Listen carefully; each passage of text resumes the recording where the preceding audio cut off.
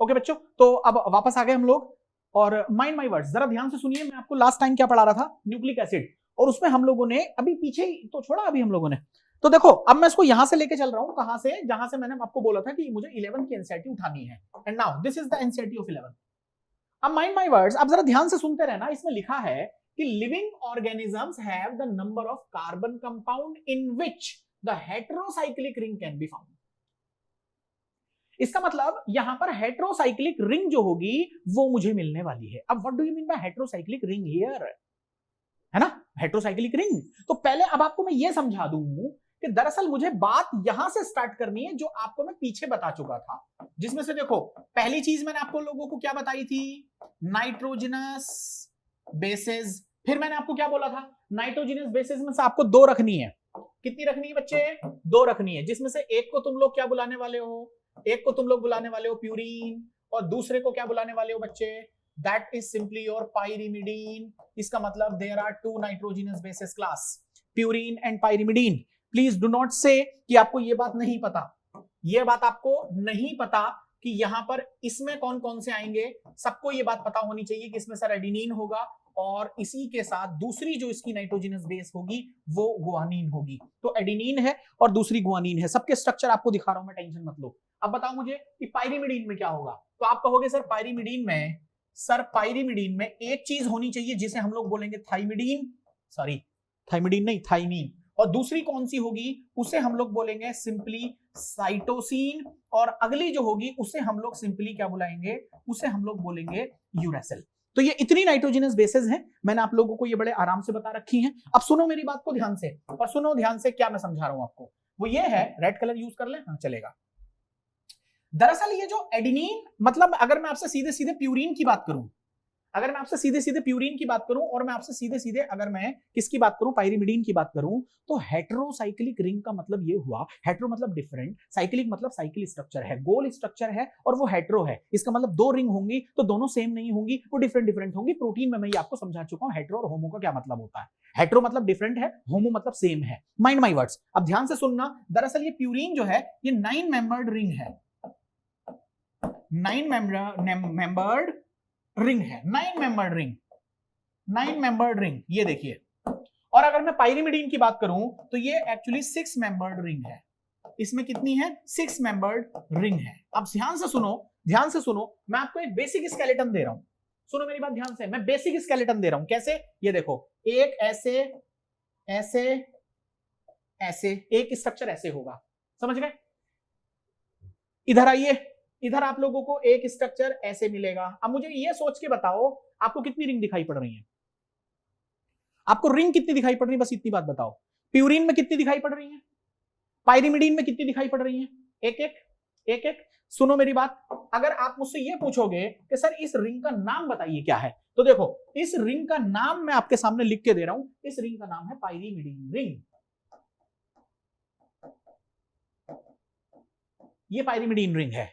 फिर आप मुझसे ये पूछोगे सर ये तो प्यूरीन है, ये तो प्यूरीन है, लेकिन इसमें आपने रिंग तो पाइरिमिडीन जैसी बना रखी है। तो मैं बिल्कुल सही सोच रहे हो आप लोग, एक्चुअली इसे भी मैं क्या कहूंगा, पाइरिमिडीन रिंग। लेकिन सवाल ये है कि पाइरिमिडीन रिंग के साथ साथ में यहां पर एक एक्स्ट्रा रिंग और लगी हुई है, और वो इस तरीके से है। देखो क्या ये दोनों रिंग सेम है, दिमाग लगा लो दिमाग, क्या ये दोनों रिंग सेम है, नहीं। इसीलिए मैंने बोला कि ये वाली जो रिंग है इसको मैंने हेटेरोसाइक्लिक रिंग क्यों कहा, क्योंकि आपके एनसीईआरटी में देखो ये लिख रखा है हेटेरोसाइक्लिक रिंग फाउंड। आपको समझ में आया एनसीईआरटी की एक लाइन का मतलब, हेटेरोसाइक्लिक का मतलब हुआ डिफरेंट डिफरेंट टाइप की रिंग है। तो अब मुझसे ये पूछोगे आपके सर इस रिंग का नाम भी बता दीजिए, चलिए इसे हम लोग बोलेंगे इमिडाजोल रिंग। इसका नाम लिखिए फटाफट से, इमिडाजोल रिंग, इसे इमिडाजोल रिंग कहते हैं। और इमिडाजोल और पाइरिमिडीन दोनों रिंग अगर एक साथ मिल गई तभी हम लोग उसको क्या बुलाते हैं, प्यूरीन रिंग बुलाते हैं। अब आपको शायद बात समझ में आ रही है, आ रही है या नहीं आ रही है, आई होप आ जानी चाहिए, यस। तो ये हो गया पाइरिमिडीन रिंग, ये हो गया आपका प्यूरीन रिंग, उल्टा हो गया, ये हो गया आपका प्यूरीन रिंग, ये हो गया आपका पाइरिमिडीन रिंग। पाइरिमिडीन रिंग ये है और प्यूरीन रिंग ये है। प्यूरीन में दो हैं, एक खुद पाइरिमिडीन रिंग होगा और साथ में एक अलग से रिंग और लगी हुई है, और उस रिंग को जनरली हम लोग क्या बुलाएंगे बच्चे, that is simply your imidazole ring. गलती मत कर जाना, इंडोल रिंग मत बोल देना, वो अलग होती है, इमिडाजोल बोला हुआ है मैंने। क्लियर हो गया, आगे बढ़ूं, बढ़िया। अब सुनो ध्यान से, पहले मैं आपको ये नाइट्रोजनस बेस समझा दूं। देखो ये नाइट्रोजनस बेसेस हैं। इनके डायग्राम बनाना बहुत जरूरी नहीं है, इसीलिए मैंने भी यहां पर ऐसे ही रख लिए हैं, लेकिन समझो मेरी बात को, क्या समझाने की कोशिश है। देखो ये है पाइरिमिडीन रिंग, ये पाइरिमिडीन रिंग है, ये प्यूरीन रिंग है। आपको एक छोटी सी बात मुझे आपको समझानी है, जब हम नंबरिंग करते हैं इन रिंग की, तो पाइरिमिडीन में नंबर हम शुरू करते हैं यहां से, और ये साइकिल घूमती है क्लॉकवाइज। चेक करो मैंने क्या वर्ड बोला, चेक करो मैंने क्या वर्ड बोला, साइकिल घूमेगी क्लॉकवाइज। इसका मतलब पहला कार्बन, उसके बाद में ये देखो ये दूसरा कार्बन, ये तीसरा कार्बन, ये है चौथा, ये पांचवा कार्बन, और ये 6 कार्बन। मैंने आपको क्या बोला था, पाइरिमिडीन कितने कार्बन का रिंग है, वो 6 कार्बन रिंग है। आपको बात समझ में आ गई, 6 carbon ring are there, 6 carbon ring are there, सब पाइरिमिडीन के अंदर। अब इधर आइए, प्यूरीन को चेक करिए एक बार, ध्यान से देखिए प्यूरीन को। प्यूरीन को जब देखोगे तो प्यूरीन के अंदर जो ये स्ट्रक्चर है, मैंने इस स्ट्रक्चर को पाइरिमिडीन रिंग बोला था, आपको याद आ रहा है, लेकिन इसकी नंबरिंग अलग है। इसमें नंबरिंग वहां से शुरू नहीं होगी जहां पाइरिमिडीन से शुरू हुई थी, और दूसरा क्लॉकवाइज नहीं होगी। मेरी बात ध्यान से सुन लो मैं क्या कह रहा हूं, वरना चपेट मारूंगा मैंने। सुन लो मेरी बात ध्यान से, मैं क्या कह रहा हूं सुनो। प्यूरीन के अंदर जो पाइरिमिडीन रिंग है, उसके अंदर जो नंबरिंग शुरू होगी वो वहां से नहीं होगी जहां एक्चुअल पाइरिमिडीन में शुरू हुई थी, और दूसरी चीज ये एंटी क्लॉकवाइज होगी, क्लॉकवाइज नहीं होगी। ये दो बातें आपको नोट करनी है। देखो पाइरिमिडीन में नंबरिंग यहां से शुरू हुई पहले से, और यहां कहां से शुरू हुई है, ये यहां से शुरू हुई। आया समझ में आपको? और ये एंटी क्लॉकवाइज है, इसका मतलब घड़ी की सुई उल्टी चलेगी। यहां घड़ी की सुई अपनी दिशा में चल रही है, तो पहला, और उसके बाद में ये आ गया आपके पास दूसरा, this is simply your third, ये आ गया आपके पास 4, ये आ गया आपके पास 5, ये आ गया 6। लेकिन एक छोटी सी बात और है जो आप नोट करेंगे, पाइरिमिडीन के अंदर क्लॉकवाइज है, प्यूरीन के अंदर पाइरिमिडीन रिंग में एंटी क्लॉकवाइज है, लेकिन प्यूरीन के ही अंदर इमिडाजोल रिंग में क्लॉकवाइज है। मुझे पता है तुम लोग घबरा गए, सर क्या कर रहे हो आप, टेंशन ना लो। देखो इसमें चक्कर घुमा रहा हूं, चक्कर घुमा रहा हूं, देखो ऐसे करके आया, ये देखो ये चक्कर ऐसे घूमा, ऐसे घूमा, इधर चक्कर कैसे घुमा है, ऐसे घूमा है, तो ये कैसे गया, ये कैसे गया, क्लॉकवाइज गया। So this is simply your clockwise, ठीक है। ये कैसे गया, और ये भी कौन से वाले में, इस वाले में, और इस वाले में कैसे गया, देखो इसमें कैसे जाएगा, जल्दी बोलो बच्चे, एंटी क्लॉकवाइज, और इसमें कैसे जाएगा बच्चे, क्लॉकवाइज। क्लियर हो गया? अब देखो 7, देखो यहां तक 6 पूरे हो गए, 7, उसके बाद में देखो ये 8, और उसके बाद में देखो ये क्या लिखा हुआ है, 9। समझ गए? अब वैलेंसी सेट कर लो अपने आप तुम लोग, वैलेंसी, उसके तो तुम मास्टर हो ना, केमिस्ट्री पढ़ते हो तुम लोग, वैलेंसी अपने आप सेट करो। देखो नाइट्रोजन की 3 रखनी पड़ेगी या जो भी, और आप लोग देखो कार्बन की आपको 4 रखनी है ना। ये देखिए यहाँ पर डबल बॉन्ड लगे हुए हैं, सारी चीजें आप लोग ध्यान से इसको कर लीजिए। अब मैं आपसे ये कह रहा हूं कि मुझे बताओ प्यूरीन में कितनी है, तो what would be your appropriate answer. Purine में कितनी बताई थी मैंने आप लोगों को, मैंने आपको बोला था प्यूरीन में है 2। अब जल्दी सोचो प्यूरीन में 2 कैसे, एडेनिन और गुआनिन। अब ध्यान से सुनना, एडेनिन ये वर्ड लिखा आप लोगों ने, एडेनिन ये वर्ड लिखा, और छठे नंबर के कार्बन के बिहाफ पर, mind my words, mind my words बच्चे, छठे नंबर के कार्बन के बिहाफ पर हम लोग प्यूरीन को 2 तरह से बुलाएंगे, कि उस पे अमीन ग्रुप लगा है या कीटोन ग्रुप लगा है। आप दिमाग खोलो अपना थोड़ा सा और सोच के बताओ और देख के बताओ। छठवें ग्रुप के हिसाब से, छठवें ग्रुप के हिसाब से प्यूरीन में एडेनिन के ऊपर कौन सा ग्रुप है?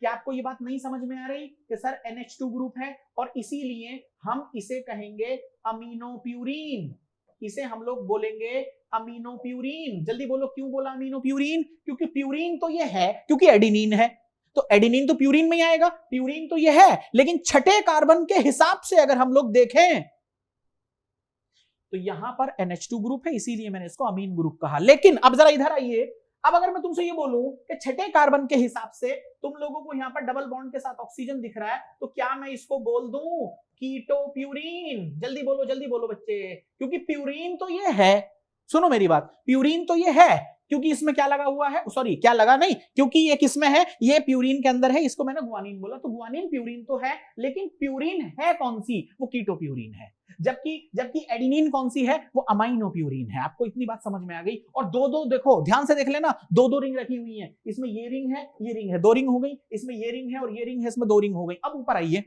जब तुम लोग पाइरिमिडीन की बात करोगे तो रिंग कितनी होगी, पहले ये बोलो जल्दी, रिंग तो सिंगल ही होगी, लेकिन कहानी यह है कि उसका नाइट्रोजन कहीं और से शुरू हुआ, मतलब यह है कि उसमें पहला कार्बन कहीं और से शुरू हुआ।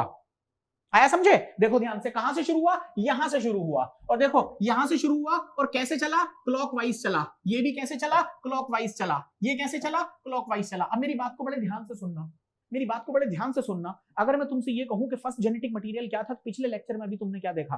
First genetic material was RNA. तो आज आरएनए जेनेटिक मटेरियल इतनी मेजॉरिटी में क्यों नहीं मिलता? रीजन ये है क्योंकि आरएनए के अंदर कैटालिटिक पावर है, प्लस वो बहुत जल्दी दूसरे किसी भी कंपाउंड के साथ में क्या कर सकता है? रिएक्शन कर सकता है, इसलिए स्टेबल उतना ज्यादा है नहीं। अच्छा, रिएक्शन करने के पीछे कारण नंबर 1, पहली चीज ये थी कि यूरेसिल जो है ना, ये बड़ी खतरनाक चीज है आरएनए के अंदर। तो अब अगर मैं तुमसे ये पूछूं कि मुझे बताओ अर्थ में जब लाइफ सबसे पहले बनी होगी तो कौन सा मॉलिक्यूल बना होगा जेनेटिक मटेरियल में? तो आप कहोगे सर आरएनए बना होगा। तो फिर नाइट्रोजनस बेस सबसे पहले कौन सी आई होगी? थाइमीन आई होगी या यूरेसिल आई होगी? यूरेसिल आई होगी। क्या आई होगी? यूरेसिल आई होगी। पक्की बात समझ आ गई आपको? अब सुनना ध्यान से, यूरेसिल को मैंने बीच में क्यों रखा है? ताकि आपको बात समझ में आ जाए। सुनो, यूरेसिल को बीच में रखने के पीछे कारण देखो। अगर मैं यूरेसिल को इस वाले डायग्राम के बिहाफ पे आपसे पूछूं तो क्या बताएंगे आप मुझे? क्या बताएंगे? इन दोनों डायग्राम में डिफरेंस बताओ क्या है? चेक करो, बड़ा आसान है, देखो इसको समझना मजा आएगा तुम लोगों को। क्या क्या क्या क्या फर्क है दोनों में? तो आप ये कहोगे कि सर पांचवें कार्बन की कहानी है। देखो ध्यान से, पांचवें कार्बन की कहानी है। यूरेसिल में अगर, सुनो ध्यान से, यूरेसिल में अगर पांचवें कार्बन पर अगर मैं एक मिथाइल ग्रुप डाल दूं, ये देखो ध्यान से, यूरेसिल में अगर मैं पांचवें कार्बन पर एक यूरेसिल ग्रुप डाल दूं तो फिर ये पर्टिकुलर चीज क्या बन जाएगी? थाइमीन बन जाएगी। ये देखिए ध्यान से, ये क्या लिखा हुआ है? देखो ध्यान से, देखो ये क्या लिखा हुआ है? थाइमीन लिखा हुआ है। अब चेक करो, इसमें ये चीज चेक करो, ये चीज चेक करो। चलो एक एक कार्बन से करते हैं। पहला कार्बन चेक करो, सेम है। पहला कार्बन सेम है। दूसरा चेक करो, दूसरा आप कह रहे हो सर सेम है। तीसरा चेक करो, आपने कहा सर सेम है। चौथा चेक करो, आपने कहा सर सेम है। पांचवा चेक करो, आपने कहा सर सेम नहीं है क्योंकि पांचवें कार्बन पर मिथाइल ग्रुप है। छठा चेक करो, आपने कहा सर सेम है। तो अब मुझे जल्दी से सोच के बताओ, क्या मैं मिथाइल बोल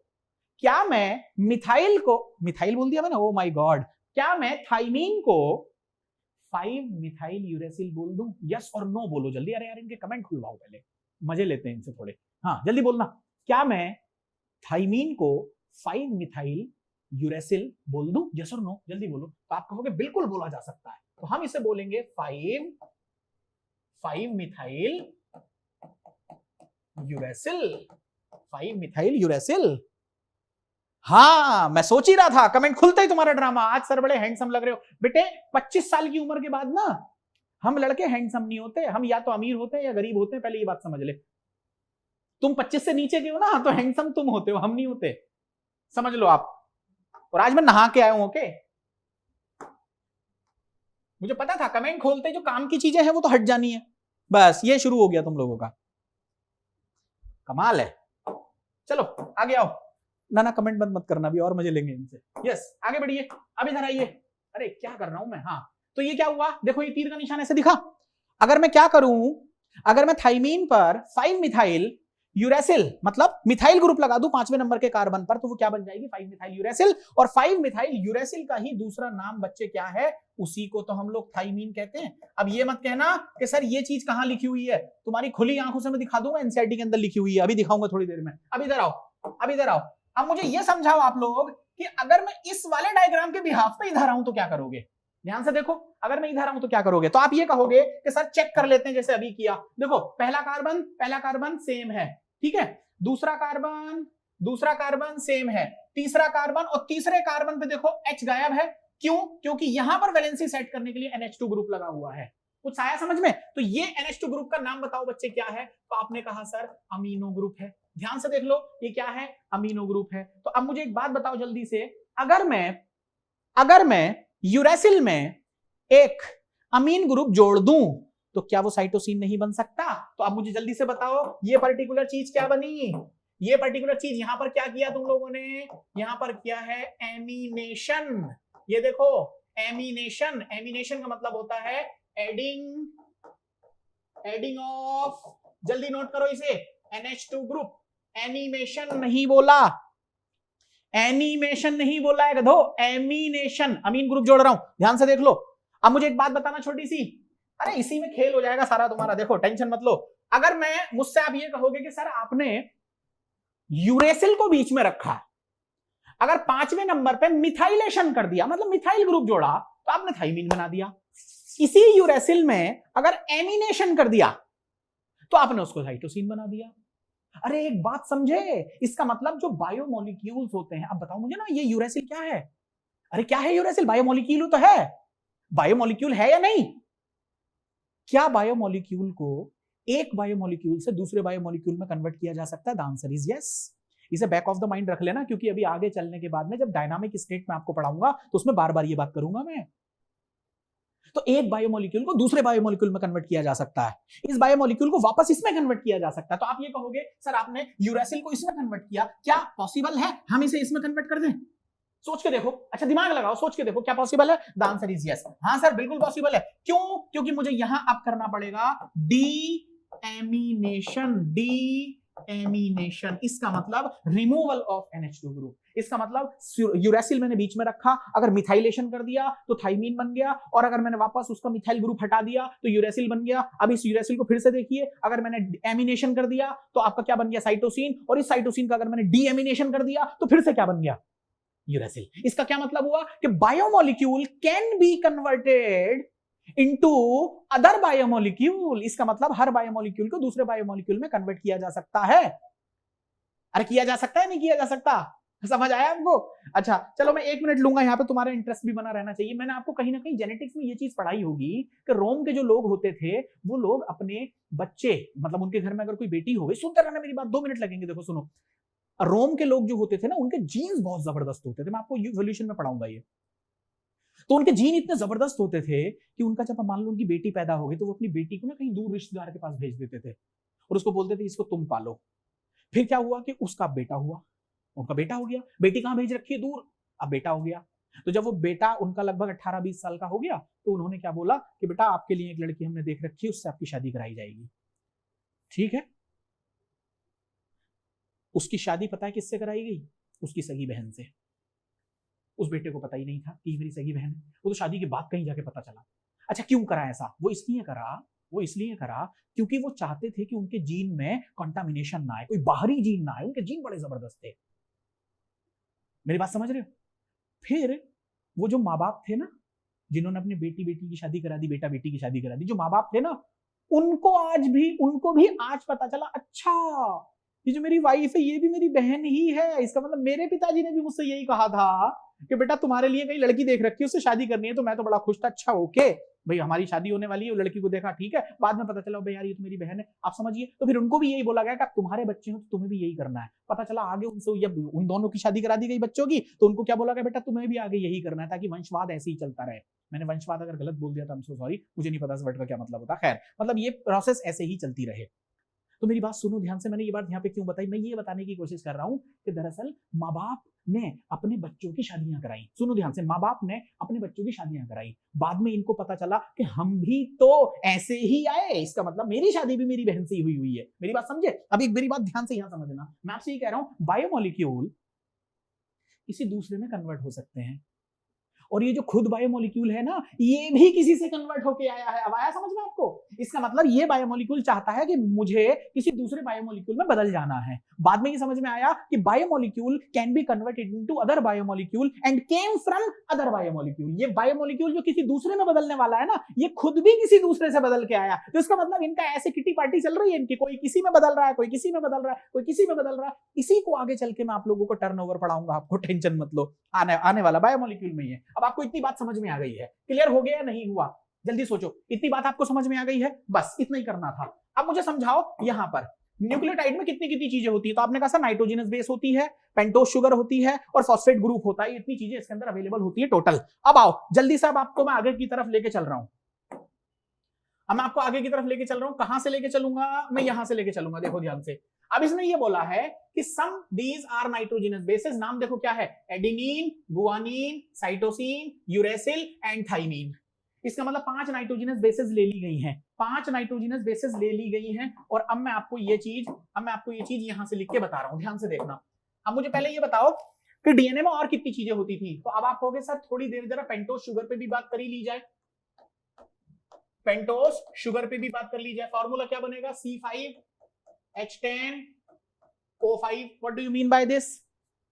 अरे मैंने पेंटोस बोला है ना, तो पेंटोस का मतलब तो यही ना हुआ कि 5 कार्बन की शुगर है, उसमें 5 कार्बन की शुगर है। अब ध्यान से देखना, पेंटोस शुगर को अभी अभी तुम लोगों ने बोला था कि एक होगी जिसे तुम लोग बोलोगे सिंपली राइबोस, ये आ गया, और एक थी जिसको तुम लोग बोलोगे डी ऑक्सी राइबोस, जिसको दूसरे को आप लोग बोलोगे सर डीऑक्सी राइबोस शुगर। इनको भी जरा नोट करो आराम से, इसको भी नोट करो फटाफट से। तो डीऑक्सी राइबोस शुगर का फॉर्मूला ध्यान से देखना, राइबोस शुगर का देखना C5H10O5, और इसका फॉर्मूला देखना, इसका मैं अभी आपको बाद में बताता हूं, पहले इसका स्ट्रक्चर तैयार करते हैं। ऐसे करके ये आ गया कुछ इस तरीके से। तो यहां पर क्या रखा हुआ है बच्चे, OH, यहां क्या है H, यहां क्या है H, यहां क्या है H, यहां है OH, यहां है OH, यहां है H, यहां है CH2 और यहां पर है H। अब कार्बन की काउंटिंग कराओ जल्दी से, इसमें जो नए बच्चे हैं वो भी समझ लें इस चीज को, कार्बन की काउंटिंग कराओ। पहले मैं इसको जरा यहां से कॉपी कर लूं, बहुत हो गया बस तुम लोगों का, है ना, बार बार लिख लिख के तुम्हें एक एक चीज समझानी पड़ती है ना।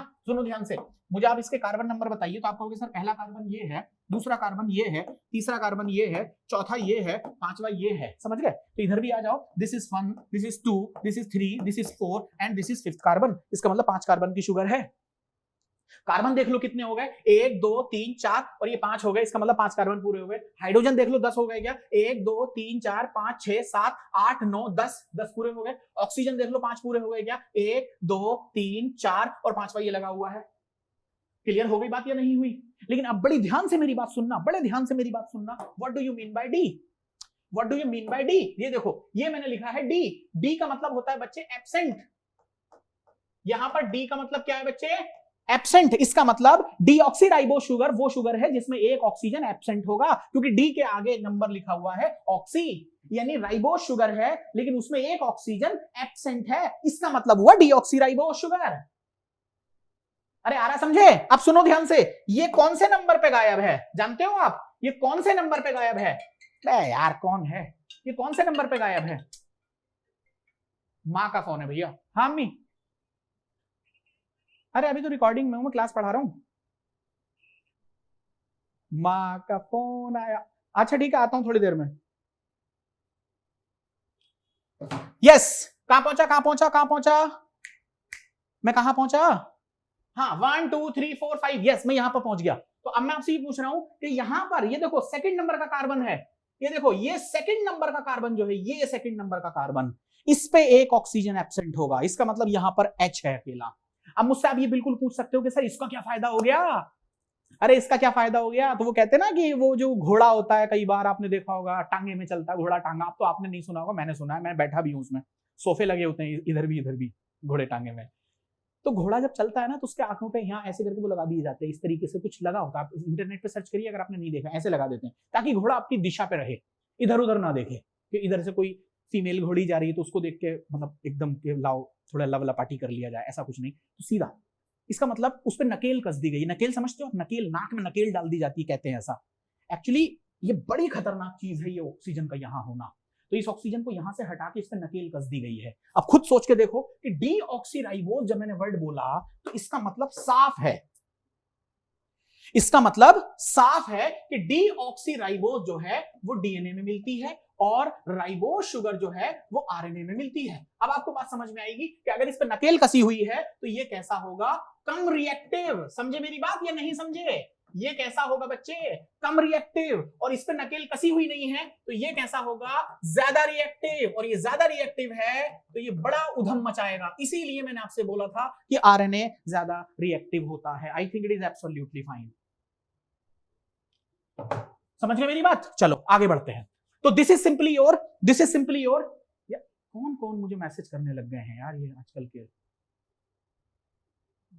जिसे भी बताओ, हद है। चलो एनीवे ओके, इतनी बात समझ में आ गई? चलो चलो चलो चलो, अब देखो this is simply your deoxyribose sugar, this is ribose sugar, और उसके बाद में यहीं से मैं आपको बताता हूं, यहीं से मैं आपको बता रहा हूं फॉस्फोरिक एसिड, कहानी खत्म। ये देखो ध्यान से, फॉस्फोरिक एसिड, 3 लेक्चर चले जाएंगे इसमें, मुझे तो ऐसा ही लग रहा है 3 लेक्चर चले जाएंगे, कोशिश करूंगा कि जाएं क्योंकि भैया बहुत पढ़ना है इसके अंदर। फॉस्फोरिक एसिड में ध्यान से देखना क्या है, H3PO4। इसको खोलो, यहां से खोल दो, चलो इसको बीच में रख के खोल देते हैं, यहां से खोलिए, कलर लेते हैं ये वाला, देखो P double bond oxygen, single bond OH, single bond OH, single bond OH, समझ गए? इसी चीज को हम लोग क्या बोलते हैं, यही चीज जो है इसे फॉस्फोरिक एसिड कहेंगे। इसका मतलब इसको भी वहां पे होना चाहिए, ये फॉस्फोरिक एसिड है। अब एक काम करते हैं, जल्दी आगे बढ़ते हैं और हम लोग अब इससे आगे की कहानी को समझने की कोशिश करते हैं, और वो भी बड़ी इंपॉर्टेंट है। पहले मैं आपको एनसीईआरटी का डेटा ये दे दूं थोड़ा सा, ध्यान से देखो, ध्यान से देखो, ध्यान से देखो। नाइट्रोजनस बेस बताओ कितनी है? टाइम तो वेस्ट नहीं हो रहा तुम लोगों का, बड़े लोग, बहुत बड़े बड़े लोग बैठे हुए यहाँ पे, तो टाइम तो वेस्ट नहीं हो रहा आप लोगों का, बोल देना अभी। चलो पहले एक बार एनसीईआरटी देखो, ये वाली देखो, अरे इधर से दिखाऊं, ये वाली देखो। ये इसने ये कहा कि नाइट्रोजनस बेस कितनी होती है, तो आपने कहा सर एडिनिन है, गुआनिन है, साइटोसिन है, यूरेसिल है और थाइमीन है। अरे आगे इतनी बात समझ में? और अगर इतनी अगर नाइट्रोजनस बेस मैंने ली है, इतनी नाइट्रोजनस अगर बेस मैंने ली है, तो आपकी एनसीईआरटी अब अगले लाइन पे क्या कह रही है उसको सुनिए। आपकी एनसीईआरटी ने कहा when found attached to a sugar, इसका मतलब अगर मैं नाइट्रोजनस बेस को, कान लगा के सुन लो, अगर मैं नाइट्रोजनस बेस को शुगर के साथ जोड़ दूं, कौन सी शुगर? या तो आप कहोगे सर डीएनए की जोड़ो, या आप कहोगे सर आरएनए की जोड़ो, कोई सी भी जोड़ो। तो मैंने कहा कि अगर मैं नाइट्रोजनस बेस को शुगर के साथ जोड़ दूं, तो बनने वाला जो कंटेंट है वो न्यूक्लियोसाइड होगा। आया समझ कुछ? बनने वाला कंटेंट न्यूक्लियोसाइड होगा। तो इसका मतलब अब मुझे आपसे ये बात करनी है, कौन सी बात करनी है? चेक करिए, कौन सी बात करनी है? ये वाली। इसका मतलब मैं अब तुम लोगों को क्या पढ़ाने वाला हूं, दैट इज सिंपली न्यूक्लियोसाइड। ध्यान से देख लीजिए, दैट इज सिंपली न्यूक्लियोसाइड।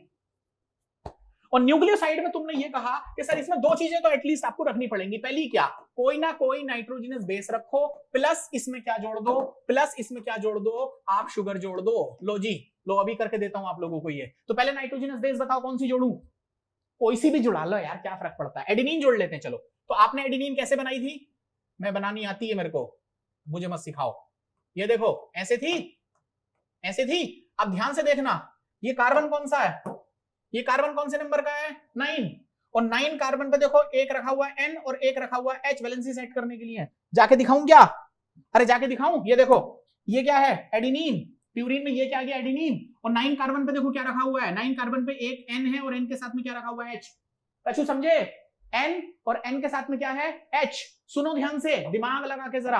अगर इसको मैं बाकी डायग्राम नहीं बना रहा हूं, अब सुनो ध्यान से कि अगर मैं इसको किसके साथ जोड़ दूं, किसके साथ जोड़ दूं? एक पेंटोस शुगर के साथ जोड़ दूं, पेंटोस शुगर के साथ जोड़ दूं। लो पेंटोस शुगर यहां रख लेते हैं। तो इसने कहा पेंटोस शुगर के साथ, देखो ध्यान से देखो, अभी मैंने आपसे ये कहा था ऊपर OH है, नीचे H है, नीचे OH है, नीचे OH है, यहां H है, यहां H है, यहां H है, यहां CH2OH है। लो जी पूरा ही कर दिया मैंने। आया समझे? तो ऊपर देखो जल्दी से, कार्बन के नंबर काउंट कराइए, बड़ी इंटरेस्टिंग चीज है ये। पहला कार्बन, दूसरा, तीसरा, चौथा और ये पांचवा। और ये इसका कौन सा कार्बन है? देखो ध्यान से देखो, 9 कार्बन है। ये कौन सा कार्बन है? 9। अब अगर तुम्हें ये बात समझ में नहीं आई तो गधे हो तुम एक नंबर के। अगर तुम्हें अभी भी बात समझ में नहीं आई कि मैं क्या करने की कोशिश कर रहा हूं, देखो मैं ये करने की कोशिश कर रहा हूं, प्लीज मुझे जल्दी बताओ यहां से क्या हुआ। तो आपने कहा सर रिमूवल ऑफ, आपने कहा रिमूवल ऑफ H2O। यहां से H2O क्या होगा बच्चे? रिमूव होगा। जरा इधर खिसकाओ इसे, इसको इधर खिसकाओ थोड़ा सा। रिमूवल ऑफ H2O होगा। देखो ध्यान से, हो गया रिमूवल H2O। और अगर H2O का रिमूवल हो गया, अगर H2O का रिमूवल आपने यहां से कर दिया, तो जल्दी बताओ क्या होने वाला है? यहां क्या लिखूं? यहां तो आप कहोगे सर इसको हटाइए, इसको भी हटाइए, और रिमूव हो गया H2O। और बताइए अब यहां क्या आएगा? क्या आएगा? कोई बताएगा मुझे? यहां पर अब एक बॉन्ड आ गया। आ गया बॉन्ड, आ गया बॉन्ड। और ये जो बॉन्ड है इसका नाम बताओ मुझे क्या है? तो पहले आपसे मैं फिर पूछने की कोशिश करूंगा। देखो बड़े काम की चीज, ये कौन सा कार्बन है? आपने कहा सर 9। ये कौन सा कार्बन है? आपने कहा 1। ये क्या है? शुगर। और ये क्या है? Nitrogenous base. आ रहा है समझ? तो अब मैं आपसे ये पूछूंगा, इस बॉन्ड का मुझे आप नाम बताइए। तो आप जानते हैं क्या नाम रखेंगे? इसका हम नाम रखेंगे बीटा, इसका नाम रखेंगे हम बीटा, फिर इसका नाम रखेंगे N, फिर आगे आप लोग बोलेंगे 1 9। जल्दी बोलना 1 9 क्यों? क्योंकि 1 यहां है, 9 यहां है। और अगला आप लिखेंगे ग्लाइको ग्लाइकोसिडिक बॉन्ड। क्लियर हो गई इतनी बात। लेकिन अब सवाल ये है कि सर बीटा क्यों लिखवाया था? तो माइंड माय वर्ड्स, अगर शुगर में OH ऊपर हो तो ये बीटा शुगर होती है, अगर शुगर में OH ऊपर हो तो बीटा शुगर है, और अगर OH नीचे हो तो अल्फा शुगर है। तो इसका मतलब मैंने यहां पर बीटा शुगर लगा रखी है, इसीलिए मैंने यहां पर बॉन्ड कौन सा लिया है उसको बहुत ध्यान से देख लीजिए, beta N19 glycosidic bond, beta N19 glycosidic bond. अब मुझे एक बात बताना, जल्दी से एक बात बताना, मैं बहुत स्पीड में आ चुका हूं, गुस्सा आ चुका है मुझे। अब पहले ये बताओ ये क्या चीज है? तो आप कहोगे सर ये तो नाइट्रोजनस बेस है, आप कहोगे सर ये तो नाइट्रोजनस बेस है। मैं पूछूंगा नाम भी बता दे भाई, तो नाम क्या बोलोगे? सर आप कहोगे इसका नाम है एडिनिन, और फिर मैं पूछूंगा ये क्या चीज है? तो आपने कहा सर ये है शुगर, ये है शुगर। तो अब ये दोनों चीजें जो आपस में जुड़ी, ध्यान से देखना, अब ये जो दोनों चीजें आपस में जुड़ी तो अब ये एडिनिन नहीं रह जाएगी। समझ रहे मेरी बात? ये एडिनिन नहीं रह गई, अब इसका नया नाम बन गया और उसे हम लोग कहेंगे एडिनोसिन। क्या बोलेंगे? एडिनोसिन। समझ गए? तो इसका मतलब अगर मैं न्यूक्लियोसाइड की बात करूंगा तो नाइट्रोजनस बेस प्लस शुगर मिला के न्यूक्लियोसाइड होता है। तो अब मुझे बताइए वो क्या क्या हो सकती हैं? तो आप कहोगे सर अगर आपने नाइट्रोजनस बेस कौन सी रखी? एडिनिन, तो फिर उसको हो जाना चाहिए एडिनोसिन। अगर आपने दूसरी शुगर रख दी जिसका नाम मान लो, अब मैं सब जोड़ के थोड़ी ना बताऊंगा आपको, अगर मैंने यहाँ पे इस नाइट्रोजनस बेस एडिनिन की जगह अगर पे क्या रख दिया होगा, अगर गुआनिन, तो फिर ये पर्टिकुलर चीज क्या बन जानी चाहिए? उसे हम लोग बोलेंगे गुआनोसिन। इस पर्टिकुलर चीज को हम लोग क्या बोलेंगे बच्चे? गुआनोसिन। अब आप मुझे एक बात बताना, क्या आपको इन दोनों चीजों को देख के नहीं लग रहा कि ये प्यूरिन है? और प्यूरिन में जरा सफिक्स देखना कौन सा लगा, प्यूरिन में सफिक्स देखो कौन सा लगा? सीन। इस प्यूरिन में देखो सफिक्स कौन सा है? सीन। अब आप मुझसे पूछोगे सर अभी 2 और रह गई हैं, 3 और रह गई हैं, सॉरी अभी पाइरिमिडीन की तो बात ही नहीं हुई। अब बताओ क्या आप समझते हैं एक साइटोसिन भी होती है?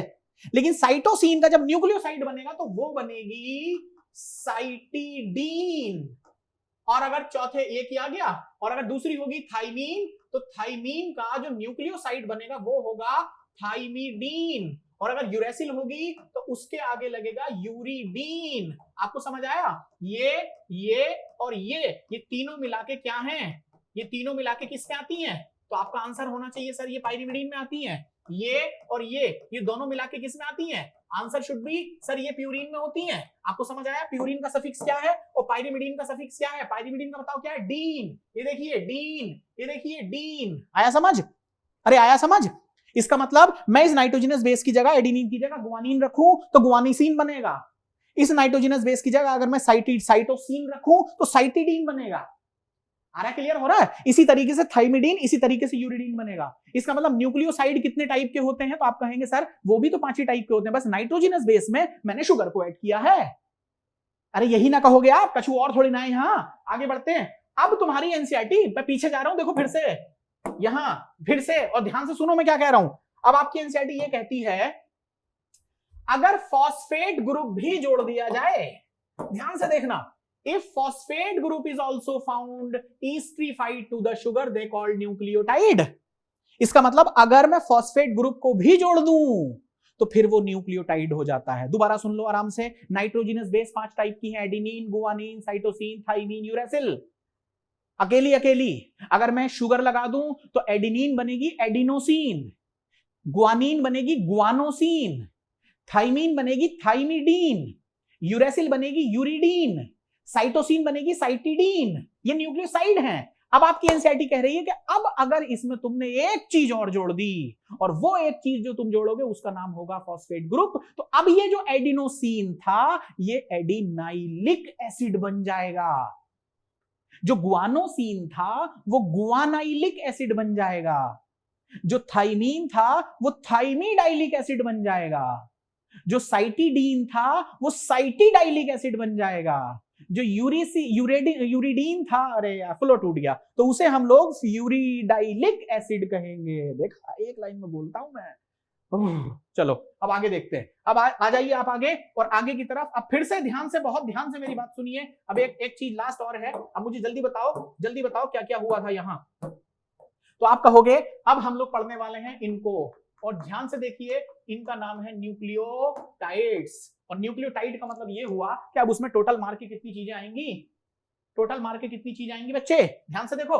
उसमें कहोगे आप सर टोटल लगा के 3 चीजें रखो, क्या क्या, एक तो न्यूक्लियोसाइड रखो प्लस अब इसमें फॉस्फेट ग्रुप लगाओ। अब ये मत कहना 3 बोल रहे हो 2 क्यों बोला, अरे भाई न्यूक्लियोसाइड में तो 2 चीजें ऑलरेडी हैं, नाइट्रोजनस बेस प्लस शुगर। आया समझ? अगर ये नहीं समझ में आया ना तुम्हारी तो बस आ गया। चलो अब तीनों को एक साथ जोड़ रहा हूं मैं। पहले ये बताओ, जल्दी देख के बताओ, ये क्या चीज है? ये तो गोल है। ये क्या चीज है? तो आपने कहा सर ये तो आप शुगर ही बना रहे हो। मैं सारी कहानी बहुत आराम से समझा रहा हूं तुम्हें।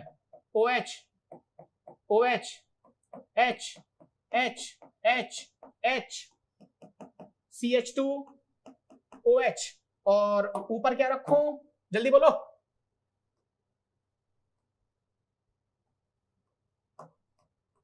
तो यहां है N और N से ये जुड़ गया, हो गया ना।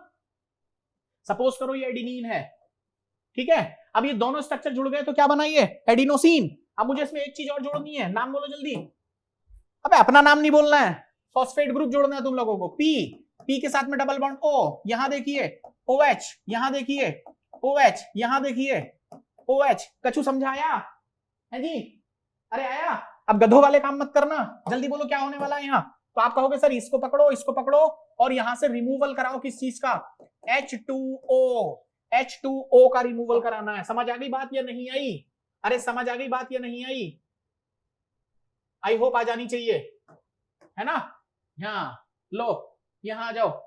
तो क्या होगा यहां, चेक करके बताओ क्या निकलेगा यहां से, वाटर रिमूव। अरे वाटर रिमूव, यस और नो। और यहां बीच में आ जाएगा O और यहां आ गया ये। ध्यान से देख लो, ध्यान से देख लो, हो गई कहानी क्लियर। तो इसका मतलब इसके साथ में मैंने इसको जोड़ दिया। अब मुझे बॉन्ड गिनाओ जल्दी से बॉन्ड गिनाओ। जल्दी बताओ ये कौन सा बॉन्ड है। तो आप कहोगे सर वही पुराना वाला, बीटा N19 ग्लाइकोसिडिक बॉन्ड। हो गया क्लियर? ये तो पता ही था। तो अब ये नया बॉन्ड जो आया है इसे क्या कहेंगे बच्चे? इसका नाम है फॉस्फो एस्टर। क्या लिख दिया मैंने, ये एस्टरर, फॉस्फो ESTER, फॉस्फो एस्टर। देखो मुझे पता था तुम बोल जाओगे, फॉस्फो डाइस्टर नहीं है ये फॉस्फो एस्टर है। इसमें 2 बॉन्ड नहीं दिख रहे हैं तुम्हें, फॉस्फेट के साथ एक ही लगा दिखना ना बच्चे, तो इसे फॉस्फो एस्टर कहेंगे, डाई एस्टर मत बोलना। आया समझे? तो this is simply your phosphodiester bond. अब बताओ ये पूरे का पूरा स्ट्रक्चर क्या बना, इसे कहेंगे न्यूक्लियोटाइड। क्या कहेंगे, जल्दी बोलो क्या कहेंगे, न्यूक्लियोटाइड। अब मेरी बात एक और सुन लेना बस। तुमने अगर मेरी एक बात और सुन ली तो अब फिर मुझे समझता है मैं गंगा नहा जाना हूं, मुझे गंगा नहा जाना है। एक बात बताना, मैं तुमसे ये बोलूं कि जरा इसको कॉपी करते हैं, है ना। कर कुछ नहीं रहा हूं, घबराओ मत तुम लोग यार। देखो इसको मैं यहां लेके आ रहा हूं, मान लो मैं इसको यहां लेके आया, थोड़ा छोटा भी करना पड़ेगा लग रहा है, हाँ लग ही रहा है। तो इसको थोड़ा सा मैं छोटा करता हूं ताकि आपको बहुत ज्यादा डायग्राम ऐसे दिखाई ना आए, मतलब इतने ज्यादा ना दिखें। चलो एक ही आ गया, सेम यही है। अब इसी को मैं दोबारा कॉपी करता हूं और दोबारा कॉपी करने के बाद में यहां से कॉपी करके एक नीचे लेता हूं। मुझे बस आपको यह पूछना है, मुझे आपसे बस यह पूछना है कि मैंने इससे इसको बना दिया, लेकिन मुझे आपसे एक चीज पूछनी है छोटी सी, और वो देखो क्या है। मैं आपसे ही पूछ रहा हूं इसमें और इसमें कोई फर्क है? सोचो। तो आप कहोगे सर कोई फर्क नहीं है, नहीं है ना। अगर मैंने यहां पर OH रखा और इसके सेकंड नंबर के कार्बन पर यहां पर सिर्फ H रखा, तो ये बहुत बड़ा फर्क हो गया। मेरी बात समझो, आपको समझ आ गई बात मैं क्या कह रहा हूं। इसे हम कहेंगे एडिनाइलिक एसिड। क्यों कहेंगे एडिनाइलिक एसिड? क्योंकि अब ये एक ध्यान से सुनना, न्यूक्लियोटाइड है। और न्यूक्लियोटाइड भी कौन सा है, ध्यान से सुनो, ये है एडिनाइलिक एसिड। जल्दी बताओ क्यों? क्योंकि इसमें नाइट्रोजनस बेस कौन सी है, एडिनिन। शुगर लगी साथ में तो बन गया एडिनोसिन, साथ में ये फॉस्फोएस्टर बॉन्ड के साथ फॉस्फेट ग्रुप लग गया तो ये बन गया एडिनाइलिक एसिड। लेकिन इसमें शुगर कौन सी है, जल्दी बोलो शुगर कौन सी है, राइबोस। लेकिन इसमें शुगर कौन सी है, इसमें शुगर कौन सी है? आप कहोगे डीऑक्सीराइबोस। तो मुझे एक बात बताना, ये जो एडिनाइलिक एसिड है इसका मतलब ये किस चीज का एग्जांपल हुआ? आप कहोगे सर ये एग्जांपल हुआ एक्चुअली आरएनए का। कैसे पहचाना? क्योंकि सेकंड नंबर के कार्बन पर OH रखा हुआ है और ये वाला जो न्यूक्लियोटाइड है ये एक्चुअली प्रेजेंट होगा डीएनए में। अब बताओ जल्दी, डीएनए में कैसे? क्योंकि सेकंड नंबर के कार्बन पर OH रखा हुआ है। तो क्या इसके नाम भी अलग होंगे? अरे ना, कुछ नाम अलग नहीं है, सिंपल है, सिंपल। देखो कैसे, इसको हम लोग बोलेंगे ये भी एक्चुअली एक न्यूक्लियोटाइड है, ये भी एक्चुअली क्या है? एक न्यूक्लियोटाइड है, लेकिन बस इसका नाम थोड़ा सा चेंज है। बताओ क्या? इसे कहेंगे एडिनाइलिक एसिड, इसे कहेंगे डीऑक्सी एडिनाइलिक एसिड। मुझे नहीं लगता कि इसमें कोई रॉकेट साइंस लग गई है जो आपको समझ नहीं आ रही है, बहुत आसान है। इसे हम कहेंगे डी ऑक्सी एडिनाइलिक एसिड। ये डीऑक्सी एडिनाइलिक एसिड क्यों है? क्योंकि डीऑक्सी का मतलब ये हुआ कि आपने सेकंड नंबर के कार्बन पर क्या लगा रखा है? जल्दी बोलो, जल्दी बोलो। सेकंड नंबर के कार्बन पे क्या लगा रखा है तुम लोगों ने? सेकंड नंबर के कार्बन पर H लगा हुआ है, OH नहीं है। तो अब समझाओ मुझे, अब समझाओ मुझे सारी कहानी, सारी कहानी समझाओ। अगर मैंने यहां एडिनिन लगा दिया तो एडिनाइलिक एसिड, अगर मैं यहां गुआनिन लगा दूं तो क्या गुआनाइलिक एसिड नहीं हो जाएगा? अगर मैं यहां साइटोसिन लगा दूं तो साइटिडाइलिक एसिड, अगर मैं यहां थाइमीन लगा दूं तो थाइमिडाइलिक एसिड, अगर मैं यहां यूरेसिल लगा दूं तो यूरिडाइलिक एसिड। यस, इस बार नहीं अटका मैं, पूरा हो गया, बढ़िया। तो यहां तक आपको पूरी बात समझ में आ गई है। अब मैं आपको जरा एनसीईआरटी समझाता हूं, थोड़ी सी 1 मिनट एनसीईआरटी देख लो। पहले थोड़ी सी एनसीईआरटी देख लो और दिमाग में ये बात सोच के चलो, दिमाग में ये बात सोच के चलो कि ये क्या चीज है। देखो, adenosine, guanosine, thymidine, uridine and cytidine, और आपकी एनसीईआरटी ने कहा दे आर न्यूक्लियोसाइड। देखो क्या बोला, आपकी एनसीईआरटी ने कहा दे आर न्यूक्लियोसाइड, वही ना मैंने बोला। अब सुनो, एडिनाइलिक एसिड, देखो चेक करो, चेक करो, एडिनाइलिक एसिड, थाइमिडाइलिक एसिड, क्या गया, guanylic acid, uridylic acid, cytidylic acid are nucleotide. हाँ, अब हुआ क्लियर? तो ये सब चीजें क्या है? ये न्यूक्लियोटाइड हैं। अब आया समझ में आपको? तो कितने हो गए, कितने हो गए? अब देखो, अब देखो, मैं आपसे फिर एक चीज पूछूंगा, मैं आपसे फिर एक चीज पूछूंगा, जब तक रुकना मत, जब तक तुम लोग देखो घड़ी देख के काम करोगे तो बड़ी दिक्कतें होने वाली हैं तुम्हें। मेरी भी बड़ी मेहनत लग रही है यहाँ पे, ऐसा नहीं है कि मैं बहुत मजे कर रहा हूं यहाँ पे, हाँ ऐसा नहीं है, बड़ी मेहनत लग रही है इसमें। सोचो मेरी बात को, मुझे दोबारा से एक बस मुश्किल से 2 मिनट या 3 मिनट लूंगा आपके, ले लूं भाई, इजाजत है? ठीक। अगर मैंने आपसे पूछा कि बच्चों नाइट्रोजनस बेस बताना कितनी है, तो आप कहोगे सर 5। देखना कौन कौन सी? एडिनो, अरे यार एडिनिन, मैं जल्दी जल्दी लिखूंगा इसका, ठीक है? एडिनिन, दूसरी गुआनिन, तीसरी साइटोसिन, चौथी थाइमीन, पांचवी यूरेसिल। क्लियर हो गया? ये नाइट्रोजनस बेस है। फिर मैं आपसे ये पूछूंगा, can you tell me what are nucleoside actually? तो क्या बोलेंगे आप कहोगे sir nitrogenous base plus sugar जोड़ दो, यही तो होगा। तो फिर मैं आपसे ये पूछूंगा, चल भाई अब बताना शुरू कर, एडिनोसिन का न्यूक्लियोसाइड, एडिनिन का न्यूक्लियोसाइड क्या होगा? तो आप कहोगे सर एडिनोसिन होगा, एडिनोसिन होगा, लेकिन एडिनोसिन तो आरएनए में होगा। ये समझाना था मुझे आपको। अरे एडिनोसिन तो आरएनए में होगा, तो फिर डीएनए में कौन सा होगा सर? तो वो इसी से निकल के आएगा और उसे आप लोग बोलोगे डीऑक्सी एडिनिन। आया समझ में? डीऑक्सी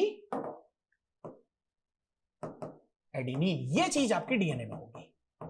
अब आपको समझ में आ रही है बात मैं क्या कह रहा हूं? क्योंकि एडिनिन आरएनए में, क्योंकि सेकंड नंबर के कार्बन पे क्या है?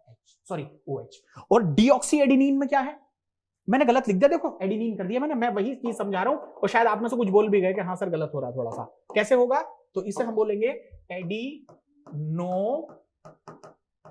अगर तुमने ये बात बोली है कि हाँ सर ये गलत हो गया है, तो फिर इसका मतलब तुम्हें समझ में आ गया, इसका मतलब मेरा जो इतना पसीना निकला है वो कामयाब हुआ। अब इधर आइए, अब मैं आपसे ये पूछूंगा कि अब मुझे बताओ कि गुआनिन के बारे में क्या कहोगे? तो आप कहोगे सर गुआनिन से बनेगा गुआनोसिन, गुआनोसिन, लेकिन गुआनोसिन तो आरएनए में है। आया समझ? तो इसका मतलब इसका दूसरा वर्जन होगा जिसे हम लोग कहेंगे डीऑक्सी गुआनोसिन, और ये चीज जो होगी ये डीएनए में होगी। आई थिंक आपको ये बात समझ में आ रही है, मुझे तो उम्मीद है कि आपको समझ में आ रही है। फिर मैं आपसे ये पूछूंगा, मैं कलर इसलिए चेंज कर रहा हूं क्योंकि सब एक साथ मिक्सअप ना हो जाए। अब मैं आपसे ये पूछूंगा कि ये क्या बनेगा, तो आप कहोगे सर साइटिडीन बनेगा, लेकिन साइटिडीन तो आरएनए में होगा, तो फिर ये कहां होगा, इसे हम लोग बोलेंगे डीऑक्सीसाइटिडीन। डीऑक्सीसाइटिडीन, ये पर्टिकुलर चीज किसके अंदर होगी, डीएनए में होगी। फिर अगला अगला उठाइए, जल्दी उठाइए जल्दी उठाइए। अब आप पूछोगे कि ये किसका क्या बनेगा, तो मैं क्या बोलूं बच्चे, इसका होगा थाइमिडीन, थाइमिडीन, और इसका दूसरा वर्जन क्या आएगा, डीऑक्सीथाइमिडीन। तुम इसको थोड़ा सा आगे बढ़ा लो, आगे बढ़ा लो 1-2 नंबर आपको, क्योंकि मुझे तो पूरा लिखना है, मैं पूरा लिखूंगा इसे। यूरिडीन, यूरिडीन, और यूरिडीन किसके अंदर होगा, क्योंकि ये तो होगा आरएनए के अंदर, और ये चीज किसके अंदर होगी बच्चे, ये चीज होगी डीएनए के अंदर। मैं तो उसको कंप्लीट ही करूंगा भैया, मैं तो कंप्लीट करूंगा। तो यूरिडीन किस में होगी, यूरिडीन आप कहोगे सर यूरिडीन तो आरएनए में होगी, यूरिडीन आरएनए में होगी,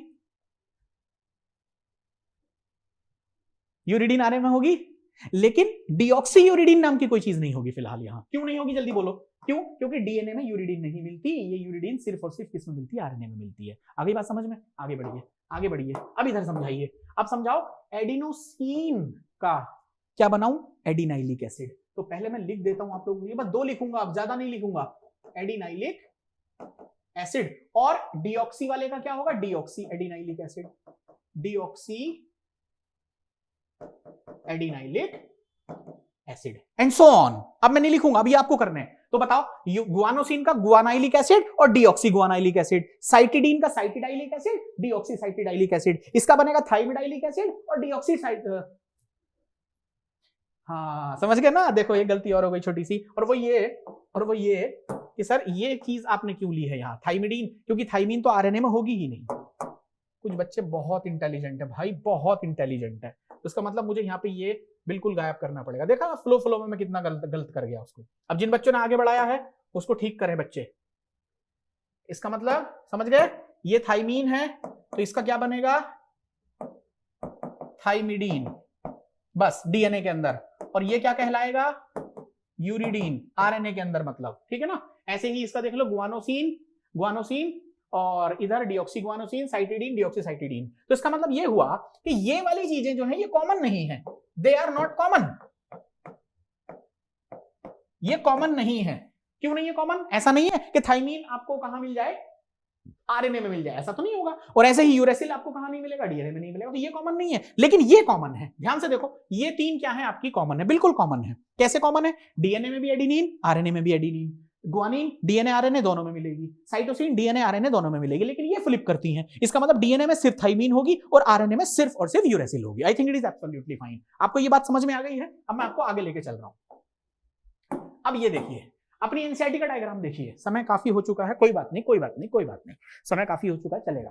तो ये क्या है, ध्यान से देखिए। अब मैं आपको सिर्फ पढ़ाना शुरू करूंगा, अब तक तो मैं आपको इतना खेल कर रहा था आपके सामने। ये देखिए, ये एडिनिन है, लेकिन ये एडिनोसिन है। कैसे पहचाना, जल्दी बोलो कैसे पहचाना। क्योंकि सर ये शुगर है, देखो ये तो एडिनिन है, ये शुगर है, और शुगर में आपने एडिनिन जोड़ रखा है, इसीलिए एडिनोसिन बना। लेकिन जब हम लोग शुगर में, देखो ध्यान से देखना, जब हम शुगर में एडिनिन लगा दें और एडिनिन के बाद में यहां पर फास्फोरिक एसिड भी लगा दें, तो ये पर्टिकुलर चीज एडिनाइलिक एसिड बनेगी। अब एडिनाइलिक एसिड अगर डीएनए में है तो एडिनाइलिक एसिड क्या कहलाएगा, डीऑक्सी एडिनाइलिक एसिड। अगर आरएनए में है तो वो क्या कहलाएगा, बोलो जल्दी, वो क्या कहलाएगा, नॉर्मल एडिनाइलिक एसिड। बस क्लियर हो गया। ये नाइट्रोजनस बेसेस हैं, ये न्यूक्लियोसाइड हैं। आपको ये बात एनसीईआरटी के तौर पे मैंने आपको बता दी है। अब हम लोग आगे चलते हैं और अब यहां आ जाते हैं structure of polynucleotide chain. Structure of polynucleotide chain अब यहां बड़ा आसान है इसको समझना। अब मैं ये लेक्चर बीच में नहीं रोकूंगा, चाहे कितना भी टाइम लग जाए, 15-20 मिनट ही आगे एक्स्ट्रा जाएगा, आप जाने दीजिए इसे, कोई इशू नहीं है, कोई इशू नहीं है। डीएनए कम से कम कवर हो जाना चाहिए आपका। सुनो ध्यान से, अब इसमें सिर्फ पढ़ना रह गया है। अब मैं एनसीईआरटी की लाइन टू लाइन पढ़ के आपको सुना रहा हूं, और आपको अभी पूछूंगा कि देखो क्या हुआ। तभी मैंने बोला था इसको आगे मत बढ़ाना वीडियो को। नहीं यार, मैंने तो बोला था आगे बढ़ाना, उधर बोल दिया था, लेकिन कोई बात नहीं, आगे मत बढ़ाना। सुनो, let us recapitulate the chemical structure of polynucleotide chain DNA and RNA. पहली बात तो ये कि ये जो चीज मैं आप लोगों को पढ़ा रहा हूं दरअसल अब ये 12th की एनसीईआरटी में है, अब ये 11th का एनसीईआरटी का डेटा नहीं है, 12th की एनसीईआरटी यहाँ पर मैंने उठा ली, मॉलिक्यूलर बेसिस ऑफ इनहेरिटेंस वाला। अब इधर आइए, ये कह रहा है, अब देखो यहाँ पे सिर्फ पढ़ना रह गया है, आप एनसीईआरटी निकाल लो अपनी और पढ़ना शुरू कर दो, एनसीईआरटी निकाल लो पढ़ना शुरू कर दो, कुछ नहीं है, देखो टेंशन मत लो। ये कह रहा है कि न्यूक्लियोटाइड में 3 कंपोनेंट होते हैं, क्या मैंने आपको ये नहीं पढ़ाया? देखो क्या क्या सर, नाइट्रोजनस बेस होगा, पेंटोस शुगर होगी, राइबोस होगी किसके केस में, आरएनए के केस में, और डीऑक्सीराइबोस होगी डीएनए के केस में, ये मैं आपको पढ़ा चुका हूं। आगे बढ़िए, एंड एक उसमें होगा फॉस्फेट ग्रुप, मैंने आपको बता ही दिया था कि फॉस्फेट ग्रुप जो होगा यहाँ पर वो फॉस्फोरिक एसिड से ड्राइव होगा। आगे बढ़िए, there are 2 types of nitrogenous bases, ये भी मैं आपको पढ़ा चुका हूं, चेक करिए, इसमें से एक प्यूरिन होगी, और प्यूरिन के अंदर ध्यान से देखिए कौन कौन सी होंगी, एडिनिन लिखा हुआ है और गुआनिन लिखा हुआ है, आ रहा है समझ? अब देखो इसने कहा कि सर दूसरी जो नाइट्रोजनस बेस होगी वो पाइरिमिडीन होगी, और पाइरिमिडीन में साइटोसिन, यूरेसिल और थाइमीन होगा। क्लियर हो गई इतनी बात? आगे बढ़ते हैं। Cytosine is common for both DNA and RNA, cytosine जो है वो कॉमन होगी किसके अंदर, डीएनए में भी कॉमन, आरएनए में भी कॉमन। मेरी बात समझ रहे हो? डीएनए में भी वही है, आरएनए में भी वही है, लेकिन thymine present in DNA, uracil present in RNA in the place of या in the place of thymine. यानी कि आरएनए के अंदर अगर आप लोग देखोगे तो वहां पर थाइमीन की जगह पर तुम्हें क्या देखने को मिल जाएगा, यूरेसिल देखने को मिलेगा। आगे बढ़ते हैं। A nitrogenous base is linked to the OH group of first carbon of pentose sugar through N glycosidic linkage to form a nucleoside. समझाओ भैया, समझाओ। कुछ नहीं कर रहा हूं मैं, कुछ नहीं कर रहा हूं मैं, बस इतनी बात पूछ रहा हूं, समझ में आया नहीं आया? देखो मैं बना नहीं रहा हूं, अब यहां बना नहीं रहा हूं। इसने ये बोला कि a nitrogenous base is linked to OH group of first pentose sugar through N-glycosidic linkage to form nucleoside। इसका मतलब ये कह रहा है, इसका मतलब वो ये कहने की कोशिश कर रहा है, कहां गया देखो, ये आ गया। उसने ये कहा कि ये जो फर्स्ट कार्बन का OH ग्रुप है, यही तो बोला, फर्स्ट कार्बन का जो OH ग्रुप है वो नाइट्रोजनस बेस से जुड़ेगा, और थ्रू किसके जुड़ेगा, मैंने ये लिखा हुआ है एन ग्लाइकोसिडिक बॉन्ड के थ्रू जुड़ेगा। ये बात वहां पे लिखी हुई है, ये मैं यहां आपको समझा चुका। आगे बढ़ते हैं, अब आपको सारी बात बड़े आराम से समझ में आएगी, बड़े आराम से समझ में आएगी। अगला देखिए, सच एज एडिनोसिन। इसका मतलब न्यूक्लियोसाइड 2 तरह के हो सकते हैं। कैसे? या तो वो एडिनोसिन बनेगा या डीऑक्सी एडिनोसिन बनेगा। अगर एडिनोसिन बना तो तुम समझ गए सर आरएनए की बात चल रही है, और अगर डीऑक्सी एडिनोसिन बना तो तुम समझ गए कि सर बात डीएनए की चल रही है। आगे बढ़िए, गुआनोसिन बना तो डीएनए की आरएनए की बात चल रही है, लेकिन अगर डीऑक्सी गुआनोसिन बना तो समझ लो कि ये डीएनए की बात चल रही है। मैं आपको पीछे पढ़ा चुका। आगे देखिए, साइटिडीन और डीऑक्सीसाइटिडीन, साइटिडीन डीऑक्सीसाइटिडीन, समझ गए दोनों बातें। यूरिडीन और डीऑक्सीथाइमिडीन, इसका मतलब यूरिडीन होगा तो यूरिडीन का डीएनए वर्जन नहीं होता, इसका मतलब यूरिडीन डीएनए में नहीं मिलता, इसलिए मैंने उसको डीऑक्सी यूरिडीन बोला ही नहीं, मैंने गलती से लिख दिया था, I am sorry for this. लेकिन थाइमीन का तो मिलेगा ना डीऑक्सी एडिनिन, अरे मिलेगा नहीं मिलेगा, उसको तुम नॉर्मल भी लिख सकते हो क्योंकि तुम्हें पता है मोटे तौर पे कि मुझे थाइमीन जो है वो आरएनए में नहीं मिल रहा। आगे आइए, when a phosphate group is linked to OH group of 5th carbon of nucleoside through a phosphoester linkage. अगर दिमाग है थोड़ा तो जरा यूज कर लो उसे। क्या बोला कि थ्रू फॉस्फोएस्टर, मैंने अभी आपसे बोला था कि फॉस्फोडाइएस्टर मत बोलना, फॉस्फोएस्टर बोलना। तो मैं आपको यहां पर एक चीज करके ही दिखा देता हूं, देखो 1 मिनट लगेगा, परेशान मत हुआ करो इन चीजों पे, परेशान मत हुआ करो। ये देखो ऐसे आया, ऐसे आया, ऐसे आया। अब मुझे बताओ यहां पर क्या लिखा हुआ था, CH2, यहां क्या लिखा हुआ था OH, यहां पर क्या था OH। अब बताओ मुझे आराम से, OH पहले कार्बन पे है और ये 5वें कार्बन पे है। तो अब अगर मैं आपसे ये क्वेश्चन पूछ लूं कि किसी भी शुगर से आपका नाइट्रोजनस बेस कौन से कार्बन से जुड़ता है, तो आप कहोगे शुगर के पहले कार्बन पर प्रेजेंट OH के साथ जुड़ेगा। देखो यहां पर, क्योंकि नाइट्रोजनस बेस यहां रखी होगी, ये देखो ऐसे करके या गया यहां जुड़ा, देखो पहले कार्बन से जुड़ा। फिर मैं आपसे ये पूछूंगा कि दूसरा क्वेश्चन कि इसी शुगर के कौन से कार्बन से फास्फोरिक एसिड जुड़ेगा, आपका आंसर होगा सर 5वें कार्बन से जुड़ेगा, क्योंकि आप लोगों ने यहीं पर OH रख के डबल बॉन्ड OH और यहां पर OH रख के यहीं से तो वाटर रिमूव किया था। तो एनसीईआरटी आपकी क्या बोल रही है कि linked to OH group of 5th carbon of nucleoside through a phosphoester linkage corresponding nucleotide या फिर deoxy nucleotide depending upon the type of sugar present is formed. तो इसका मतलब अगर न्यूक्लियोटाइड बना तो मुझे यह देखना पड़ेगा कि न्यूक्लियोटाइड में शुगर कौन सी है, अगर उसमें शुगर कौन सी लगा रखी है मैंने, अगर उसमें मैंने शुगर कौन सी लगा रखी है, अगर मैंने उसमें शुगर लगा रखी है कौन सी बच्चे, राइबोस, तो वो कौन सा न्यूक्लियोटाइड बनेगा? डीऑक्सी, सॉरी राइबोस लगा रखी तो मान लो एडिनाइलिक एसिड बनेगा। और अगर मैंने उसमें डीऑक्सी मतलब कौन सी लगा रखी है? डीऑक्सी शुगर लगा रखी है, मतलब डीऑक्सी राइबोस शुगर लगा रखी है, तो वो डीएनए की बनेगी, मतलब डीऑक्सी एडिनाइलिक एसिड। समझ गए इतनी बात? आगे बढ़ते हैं। अब सवाल ये आता है, देखो मैं यहाँ इसको वाइट कैसे करेंगे, चलो मैं कर देता हूं। अब देखो यहां से, अब अगली बात समझिए, बड़ी इंपॉर्टेंट है। अगर ये बात अब तुम्हें समझ में ओ भाई, अच्छा ये सारा ही हो गया, चलो कोई नहीं, मैं ऐसे ही मिटा देता हूं। अब मुझे इससे आगे की कहानी तुम लोगों को समझानी है भैया, इससे आगे की कहानी तुम लोगों को समझानी है। देखो ये सब वाइप हो गया, लेकिन कोई बात नहीं, हम लोग अब कहां से चलेंगे? सुनो ध्यान से, हम यहां से चलेंगे, हम यहां से चलेंगे और ये सब समझ में आएगा। देखो, 2 nucleotide are linked through 3 to 5 phosphodiester linkage to form a dinucleotide. अब ये बड़ी कमाल की कहानी है। इसका मतलब अब मुझे 2 न्यूक्लियोटाइड लेने हैं, और ध्यान से सुनना, देखो अब मुझे 2 न्यूक्लियोटाइड लेने हैं, तो वो मैं कैसे ले रहा हूं? 2 न्यूक्लियोटाइड देखो कैसे ले रहा हूं। एक न्यूक्लियोटाइड ऐसे था, अब मैं पूरा नहीं बनाऊंगा इसको, बस यहां OH लिखूंगा, यहां OH लिखूंगा, और यहां पर सिर्फ लिख दूंगा ए से मतलब है एडिनिन, बस इतना समझ जाओगे।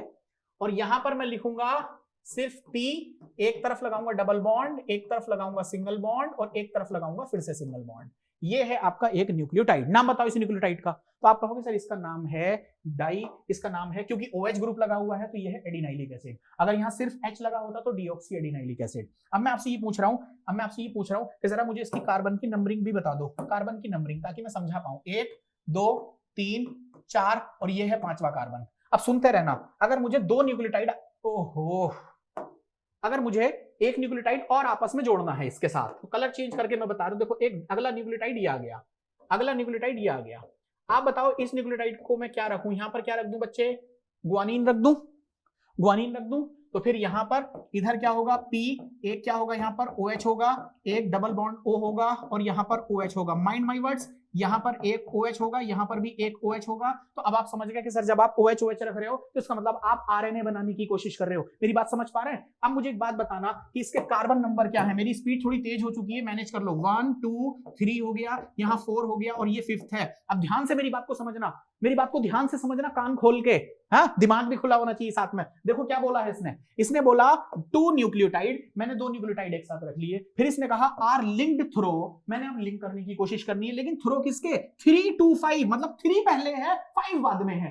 तो इसका मतलब पहला मार्कर मेरा यहां होना चाहिए, दूसरा मार्कर यहां होना चाहिए। 3 ये है, 5 ये है, और इसने कहा बीच में जो बॉन्ड लगेगा वो फॉस्फोडाइएस्टर होगा। So it simply means कि यहां से देखो, ध्यान से देखना यहां पर इस OH और इस OH के बीच में अब फिर से यहां पे क्या होने वाला है बच्चे? डिहाइड्रेशन होने वाला है। आई थिंक अब आपको ये बात समझ में आ गई है, मुझे उम्मीद है कि अब आपको ये बात समझ में आ गई है। तो अब अगर तुमने यहां से क्या निकाल दिया, अगर फॉस्फोडाइएस्टर बॉन्ड यहां से निकाल दिया, क्योंकि अब ये एक्चुअली मूव नहीं कर पा रहा हूं मैं, तो आपको मैं क्या करता हूं, ऐसे ही समझ लो कि यहां से आप लोगों ने इस तरीके से क्या निकाल दिया? H2O निकाल दिया, और यहां पर एक बॉन्ड बन जाएगा। बॉन्ड कैसे बनेगा? देखो बॉन्ड ऐसे बनेगा कि ये शुगर है ऐसे, और ये नीचे वाली शुगर है P, और यहां पर O, और यहां आ गया। समझ गए? इतना ही कर दूं काफी है। ये कौन सा कार्बन है? 3, और ये कौन सा कार्बन है? 5। अभी चलने देंगे ना, 10-15-20 मिनट एक्स्ट्रा हो जाएगा, इसी लेक्चर में निपट जाएगा ये। समझ गए? तो ये जो बॉन्ड बना है, देखो बच्चों ये जो बॉन्ड बना है, इसका नाम बताइए मुझे क्या है? सेल देख लूं? हाँ सेल देख लेते हैं, अभी खराब तो नहीं हो रहा है। नहीं अभी 2 पॉइंट है, आप देखना एक बार, है ना? 2 है ना, चले हो जाएगा फिर तो चलते हैं। वॉइस तो आ रही है ना सर? एक बार चेक कर लेना, वॉइस तो आ रही है ना? ठीक है। ऐसे हम लोग बोलेंगे बच्चों फॉस्फोडाइएस्टर। अब बताओ फॉस्फोडाइएस्टर क्यों बोला? क्योंकि फॉस्फोएस्टर बॉन्ड एक ये भी तो लगा हुआ था, देखो ये वाला, और एक अब एक ये वाला भी हो गया, तो इसीलिए मैंने इसको फॉस्फोडाइएस्टर बोला। आई बात समझ में? तो ये वाली लाइन जो है ये बड़ी इंपॉर्टेंट है। कई बार तुम्हें ये चीज समझ में आती है, आप ये बोलते हो कि सर डीएनए की डायरेक्शन 5 to 3 होती है। अरे दादा, वो डीएनए की डायरेक्शन 5 to 3 रेप्लिकेशन के केस में पढ़ोगे ना, बॉन्डिंग के केस में मत पढ़ो। 3 to 5 है, मतलब ऊपर में कौन से कार्बन से? चेक करो कौन से कार्बन से? 3 कार्बन ऊपर वाले, मैं यहां लिख दूं फर्स्ट न्यूक्लियोटाइड। देखो ध्यान से देखना, फर्स्ट न्यूक्लियोटाइड का कौन सा और सेकंड न्यूक्लियोटाइड का कौन सा, ये बताओ मुझे आप लोग। इसको नोट कर लो, ये बड़ा अच्छा इन्वेस्टमेंट दे रहा हूं मैं आप लोगों को। फर्स्ट कौन सा, सेकंड कौन सा? तो आप ये कहोगे कि फर्स्ट न्यूक्लियोटाइड में थर्ड OH, 3 प्राइम का OH, और अगले न्यूक्लियोटाइड का 5 प्राइम का OH। अब आपको बात समझ में आई, इनके बीच में एक बॉन्ड लग रहा है, क्लियर हो गया। अब आगे देखिए, more nucleotide can be joined in such manner to form a polynucleotide chain. इसका मतलब और आगे को नीचे को आप लोग जोड़ सकते हो और वो बनेगी पॉलीन्यूक्लियोटाइड चेन। तो चलिए आगे बढ़ाते हैं आप लोगों को। तो अब इधर से देखिए, ये आ गया, ये आ गया, मुझे कुछ नहीं करना है यहाँ, मुझे बस यहां पर इधर A लिखना है, उसके बाद में अगला न्यूक्लियोटाइड इधर P लिखना है, इधर P लिखना है, डबल बॉन्ड O, इधर देखो OH, इधर OH, समझ गए। इधर इसके साथ में ये बॉन्ड आ गया, देखो ध्यान से देखो, आ गया बॉन्ड। मैं इसको रेड कलर से कर दूं, मैं इसको रेड कलर से कर दूं, यहां पर एक बॉन्ड आ गया ये वाला, समझ गए इतनी बात, अरे समझ गए इतनी बात। फिर मैं आपसे ये पूछूंगा कि यहां बताओ क्या है, तो आप कहोगे सर यहां तो OH है और यहां पर भी क्या है, यहां पर भी OH है, और देखो यहां पर भी क्या है, OH है, आया समझ। फिर मैं आपसे ये बोलूंगा कि क्या हम ऐसा कर सकते हैं कि इसी को हम नीचे ले लें, तो टोटल हमारे पास कितने न्यूक्लियोटाइड हो जाएंगे, 4। और यहां पर देखो ध्यान से क्या होगा, यहां पर फिर से, क्योंकि अब मैंने यहां पर OH लगा दिया है, तो मुझे यहां से इस OH को हटाकर, क्योंकि रिमूवल हो गया वाटर का रिमूवल, और यहां से एक OH यहां से मुझे हटाना पड़ेगा, है ना, यहां से एक OH हटाना पड़ेगा। ये क्लियर हो गई बात आपको, ठीक है। फिर यहां पर क्या लगा दोगे आप लोग, ऐसे करके O, और ये इसके साथ O आ गया। इनके बाकी मॉलिक्यूल भी आप लिख सकते हैं, जैसे कि यहां पर अभी एक ऑक्सीजन लगा हुआ है और यहां पर एक अभी OH लगा हुआ है। अब मुझे आपसे ये पूछना था, मुझे आपसे देखो एक चीज छोटी सी पूछनी है कि ये पॉलीन्यूक्लियोटाइड चेन बनी है, इसका नाम क्या रखेंगे बच्चे हम लोग, पॉलीन्यूक्लियोटाइड चेन। अगर आपको समझ में आ रहा है तो इसे हम लोग बोलेंगे पॉलीन्यूक्लियोटाइड चेन। अब पहले मुझे ये बता दो आप, पॉलीन्यूक्लियोटाइड चेन क्यों बोला मैंने इसको, पहले ये समझा दो आप मुझे, पॉलीन्यूक्लियोटाइड चेन क्यों बोला, क्योंकि 1 2 3 4 बहुत सारे तो आपने लगा रखे हैं न्यूक्लियोटाइड, है ना। इसमें यहां पर भी आप लोग क्या रख सकते हैं, एक OH, और यहां पर क्या रख सकते हैं, एक OH, है ना। देखो अभी कंफ्यूज मत होना, अभी कंफ्यूज मत होना, जैसे हम इन न्यूक्लियोटाइड को जोड़ते चले जाते हैं, ध्यान से सुनना मेरी बात, जैसे हम इन न्यूक्लियोटाइड को जोड़ने चले जाते हैं इसका डीप्रोटोनेशन होगा। डीप्रोटोनेशन का मतलब ये होता है कि इसके 5 नंबर के कार्बन पर जितने भी हाइड्रोजन है वहां से प्रोटॉन हटेगा और ऑक्सीजन पे निगेटिव चार्ज आएगा। मेरी बात समझ लें ध्यान से आप लोग, मेरी बात ध्यान से समझ लें। तो मैं इस OH को हटा रहा हूं, इस वाले OH को हटाऊंगा यहां से, इसको भी हटाऊंगा यहां से, सिर्फ OH की बात हो रही है यहां पर, किसी और चीज की नहीं, और वो भी 5th कार्बन पे। यहां मत कर देना, देखो यहां मत कर देना, तो यहां पर एक O निगेटिव, यहां O निगेटिव, इसके पास सिर्फ एक O बचा, O निगेटिव, इसके पास एक O बचा, O निगेटिव, है ना, इसके पास एक O बचा, O निगेटिव, ये क्या है, ये क्या रखा हुआ है यहाँ, बस O निगेटिव। देखो ध्यान से देखो, ये O निगेटिव है, ये सब O निगेटिव आ गए। आपको मेरी बात समझ में आई, आपको मेरी बात समझ में आई। एक ये यहां पर लगा हुआ है। अब मुझसे आप ये पूछ सकते हैं, मुझसे आप ये पूछ सकते हैं कि सर आपने यहां पर तो 2 O निगेटिव रखे हुए हैं, है ना, यहां 2, यहां पर एक क्यों। अरे भाई कंफ्यूज मत हो, यहां पर टोटल कितने ग्रुप थे, OH कितने ग्रुप थे, 3 में से एक यहां कंज्यूम हो गया, 2 तो बचे रह गए, क्योंकि ऊपर को थोड़ी ना कोई जुड़ा हुआ है। अब यहां पर 2 एक क्यों बचा हुआ है, क्योंकि टोटल 3 में से एक तो यहां जुड़ गया, एक यहां जुड़ गया, तो एक ही ना बचा। अरे बचा नहीं बचा एक, तो अब मुझे बताओ इस पर टोटल, अब बताओ न्यूक्लियोटाइड कितने हैं, पहले मुझे आप न्यूक्लियोटाइड बताओ कितने हैं। तो आपने कहा सर टोटल नंबर करके देख लो ना, 4 है, इतना तो आपको भी दिख रहा है, हाँ भाई दिख रहा है, 4 हैं। इन 4 पे मुझे टोटल निगेटिव चार्ज बताओगे कितना आया, टोटल निगेटिव चार्ज कितना आया, 1 2 3 4 5, यानी कि जितनी न्यूक्लियोटाइड की चेन होगी उससे एक ज्यादा क्या आ जाएगा, उस पर निगेटिव चार्ज आ जाएगा। आया समझ आई बात। अब मेरी बात बहुत ध्यान से फिर सुनना आप लोग, अगर मैं आपसे ये बोलूं कि मैं इसी चेन को एक और बना लूं, और वो मैंने यहां बना ली, ध्यान से देखना मेरी बात को, ध्यान से समझना, अगर मैंने एक चेन और बना ली और वो मैंने यहां पे रख ली, 2 हो गई चेन, 2 हो गई चेन। लेकिन सवाल ये है कि मुझे ये वाली जो चेन है ना वो अब पलट के रखनी पड़ेगी, बस ये समझाना है मुझे। तो 2 चेन हो गई आपके पास में, और अब इस चेन को मुझे ऐसे ना रख के अब मुझे पलट के रखना पड़ेगा। ये देखिए ये आ गया कुछ ऐसे, अरे हो जाएगा या नहीं हो पाएगा, बढ़िया है ना। इसको थोड़ा सा नीचे लेते हैं, फॉस्फेट उधर चला गया, हाँ बढ़िया, देखो क्लियर हो गई बात। अब इसके पहले यहां पर ये बताओ क्या क्या जोड़ू मैं, यहां पर मान लो यहां पर रख दो आप G, मान लो यहां पर आप रख दो C। अब ध्यान से देखना मेरी बात को, फास्फोरस कहां चला गया। अब मुझे आपको डायरेक्शन भी समझानी है थोड़ी सी, अगर आपको समझ में आ जाए तो पहले मैं इसको मिटा दूं, क्योंकि एक्स्ट्रा लिखा हुआ है यहाँ पे, तो थोड़ा सा कंफ्यूजन हो सकता है आप लोगों को। अब सुनो मेरी बात ध्यान से, यहां पर इसे बोलेंगे 5 मोइटी, क्योंकि 5 नंबर के कार्बन पर OH फ्री था। फिर इसमें जब नीचे की तरफ आओगे तो यहां पर OH फ्री कौन से नंबर के कार्बन पर है, 3 नंबर के कार्बन पर फ्री है। समझ गए ना, अगले न्यूक्लियोटाइड को जोड़ने के लिए। तो इसको मैं बोलूंगा 3 मोइटी। समझ लो मेरी बात को ध्यान से। तो ये है 5 और ये है 3। न्यूक्लियोटाइड हमेशा नीचे को जुड़ेंगे, इसका मतलब डायरेक्शन कौन सी होगी, 5 to 3 होगी। समझ लो मेरी बात, 5 to 3। एक भी न्यूक्लियोटाइड ऊपर को नहीं जुड़ेगा। पूछो क्यों नहीं जुड़ेगा? डीएनए की डायरेक्शन हमेशा 5 to 3 क्यों चलती है, 3 to 5 उल्टी क्यों नहीं? तुम एक नया न्यूक्लियोटाइड ले लो और नए न्यूक्लियोटाइड को यहां से जोड़ के देखो। अगर तुमने नया न्यूक्लियोटाइड यहां रखा, मान लो ये वाला न्यूक्लियोटाइड अगर आपने ऊपर रखा, तो जो ऊपर न्यूक्लियोटाइड तुम रखोगे उसके 3 नंबर के कार्बन पे तो OH फ्री होगा, लेकिन इस न्यूक्लियोटाइड के इस पे अब कोई OH फ्री नहीं है। Mind my words. अगर नहीं समझ में आया तो मुझे बता दो आप लोग।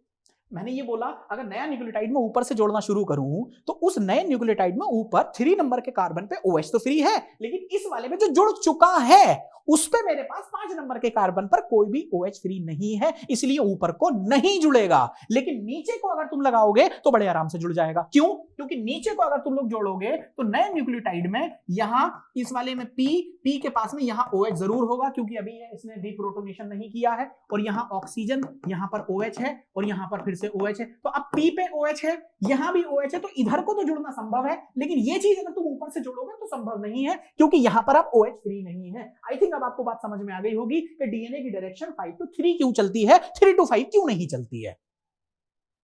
अगर समझ में आ गया तो भाई मैं समझूंगा कि मैंने काफी मेहनत कर ली आपके साथ में। चलिए, इतनी बात आपको समझ में आ गई। अब इसकी डायरेक्शन समझाओ, मुझे इसकी डायरेक्शन समझाओ। तो आपको यही तो बोलना पड़ेगा, सर ये तो 5वां नंबर का कार्बन है, उल्टी है ना चेन, तो ये 5 नंबर का कार्बन, ये ऊपर को जाओगे तो 3 नंबर का कार्बन। देखो ये 3 नंबर का कार्बन फ्री पड़ा हुआ है। इस वाली चेन में इधर से देखोगे तो ये कौन सा होगा? इस वाली चेन में देखो, इस वाली चेन में देखो 5 to 3, ध्यान से देखना 5 to 3, जबकि सामने वाली चेन में 5 to 3 ऊपर को है। और अब ये दोनों चेन आपस में ऐसे जुड़ेंगी नाइट्रोजनस बेस के साथ। समझ आया? तो पहले इनके नाइट्रोजनस बेस बताओ, यहां क्या लगाऊं? सपोज करो यहां पे लगा देते हैं T, ये उल्टी चेन है ना, तो यहां पर कौन सा लगाऊं? यहां पे लगा देता हूं T। यहां पे कौन सा लगाऊं? तो उसको मिटा के यहां पे कर देता हूं मान लो C। ये हो गया GAT, तो AT हो गया। एक और रखते हैं C, और C की जगह मैं यहां रखता हूं G। अब देखो ध्यान से देखना, ये नाइट्रोजनस बेस कहां की तरफ आ गई? अंदर की तरफ आ गई। समझ गए? नाइट्रोजनस बेस कहां आ गई? अंदर की तरफ आ गई। और अब A और T के बीच में 2 हाइड्रोजन बॉन्ड लगेंगे, G और C के बीच में 3 हाइड्रोजन बॉन्ड लगेंगे, फिर A और T के बीच में 2 हाइड्रोजन बॉन्ड लगेंगे, G और C के बीच में 3 हाइड्रोजन बॉन्ड लगेंगे। अब आपको शायद बात समझ में आ गई होगी कि इस तरीके से डीएनए बनता है। समझ गए ना? अरे भाई अगर समझ में आ गई है तो बोल दो, सर दुखा दिया है तुम लोगों ने कसम से।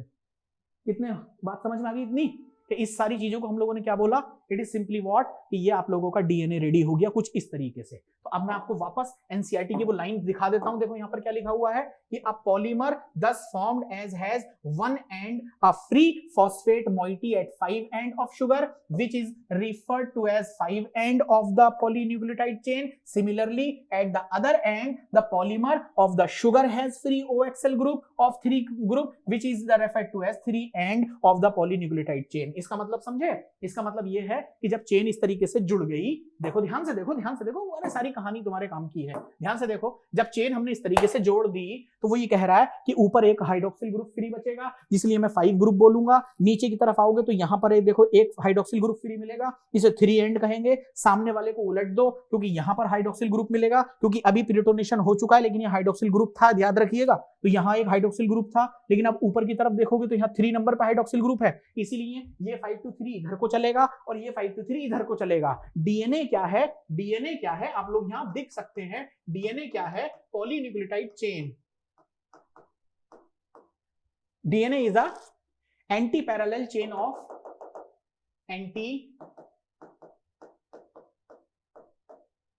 Anti parallel chain of polynucleotides. Polynucleotides, हाँ बोलो। अरे यार मैं अभी रिकॉर्डिंग में हूं, आता हूं थोड़ी देर में। अरे रिकॉर्डिंग में हूं भाई। यस, तो यहां पहुंच गए DNA anti parallel chain of polynucleotide. इसका मतलब क्या हुआ कि अगर मैं एक चेन को देखूं ऐसे करके है तो दूसरी चेन ऐसे करके उल्टी जाती है, तो दोनों एक दूसरे की कैसी हुई, पैरेलल हुई, लेकिन दोनों एक दूसरे की पैरेलल तो हैं लेकिन एंटी भी तो हैं। इसका मतलब एक ऐसे है तो एक ऐसे है, समझ गए मेरी बात। इसका 5 ये है, 3 नीचे, सामने वाले का जहां 3 होना चाहिए वहां 5 है और जहां 5 होना चाहिए वहां 3 है, तो सीधी नहीं है, ऐसे करके हैं। तो एंटी पैरेलल मैंने इसलिए बोला, पैरेलल है, ऐसे नहीं है, देखो ऐसे नहीं है, ऐसे नहीं, ऐसे है, बिल्कुल बिल्कुल पैरेलल है लेकिन उल्टी है, एक सीधी है एक उल्टी है। देखो इसी को हम लोग क्या बोलते हैं, डीएनए बोलते हैं। आगे देखो आपकी एनसीईआरटी क्या बोल रही है, आगे इसने ये बोला है कि the backbone of the polynucleotide chain is formed due to the sugar and phosphate. तो जो बैकबोन बनेगी वो शुगर और फॉस्फेट की बनेगी। तो थोड़ी देर रुके रहो मेरे साथ, इतना परेशान मत हो तुम लोग, इतना परेशान मत हो तुम लोग, हाँ इतना परेशान मत हो। 8:09 आ चुके हैं, थोड़ा सा लंबा हो गया लेक्चर, कोई बात नहीं, थोड़ा सा लंबा हो जाएगा, कोई बात नहीं, मैनेज कर लो आप थोड़ा सा, ठीक है।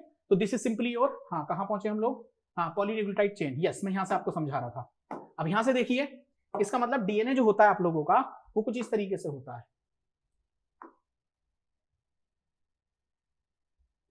ऐसे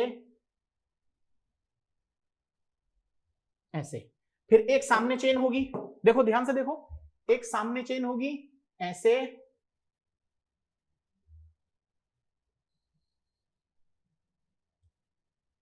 ऐसे, ये आ गया, समझ आई बात आपको। अब मैं आपसे ही पूछ रहा हूं कि ये जो सीढ़ी की तरह डंडे निकले हुए हैं इनमें क्या, तो देखो ध्यान से, यहां होगा शुगर, यहां होगा फॉस्फेट और यहां होगा एडिनिन। मेरी बात समझ आई, शुगर और फॉस्फेट कहां होगा, बैकबोन में होगा। ऐसे ही सामने की तरफ उलट के लिखोगे आप लोग, कुछ ऐसे करके, ध्यान से देखना, ऐसे करके यहां फॉस्फेट होगा और इधर की तरफ होगा टी, और इन दोनों के बीच में कितने बॉन्ड होंगे, 2 हाइड्रोजन बॉन्ड होंगे।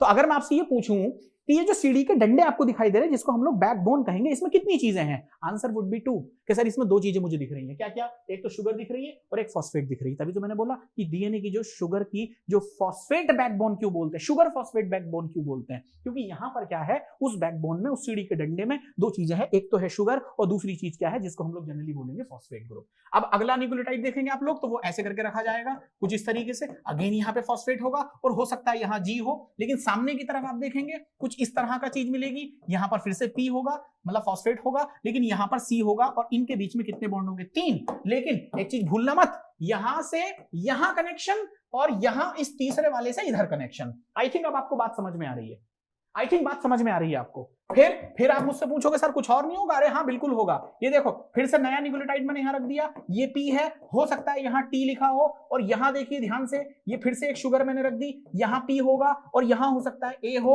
और इनके बीच में फिर से 2 बॉन्ड, और दूसरी बात ये वाला पी इस तीसरे के साथ और ये वाला तीसरा इस पी के साथ। आया समझ। अब बताओ मुझे यहां क्या होगा, मैं आपसे ही पूछूंगा कि यहां क्या होगा, तो आप कहोगे सर यहां पे फ्री OH होगा, इधर में इधर फ्री OH होगा, है ना। कौन से कार्बन पे होगा, तो आप कहोगे सर 3 पे होगा, इधर कौन से कार्बन पे होगा, आप कहोगे 3 पे होगा, इसीलिए मैं इसको 3 एंड कहूंगा, इस वाले को 3 एंड कहूंगा, लेकिन इसके ठीक ऊपर वाले को क्योंकि ये 5वां है तो इसे मैं 5 कहूंगा, और इस 3 से यहां आ जाओगे तो इसे 5 कहेंगे, तो ये 5 से ऊपर को चला और ये 5 से नीचे को चला, इसीलिए मैंने आपको बात समझ में आ गई होगी। सारी कलाकारी समझ में आ रही है या नहीं आ रही है अभी तक।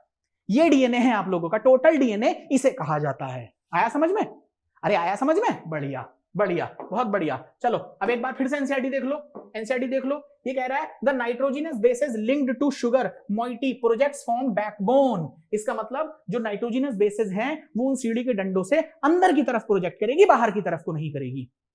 आई बात समझ में आप लोगों को। तो वाटसन एंड क्रिक यही गलती कर रहे थे शुरुआत में, वो नाइट्रोजनस बेसेस को बाहर रख दे रहे थे। मैंने कहा ये नाइट्रोजनस बेसेस अंदर की तरफ हैं, मैं नहीं कह रहा हूं यही मतलब जिन्होंने भी ये मॉडल दिया तो फिर वो नाइट्रोजनस बेसेस अंदर की तरफ आई, तो इस लाइन का ये मतलब हुआ। अब आगे की तरफ चलते हैं।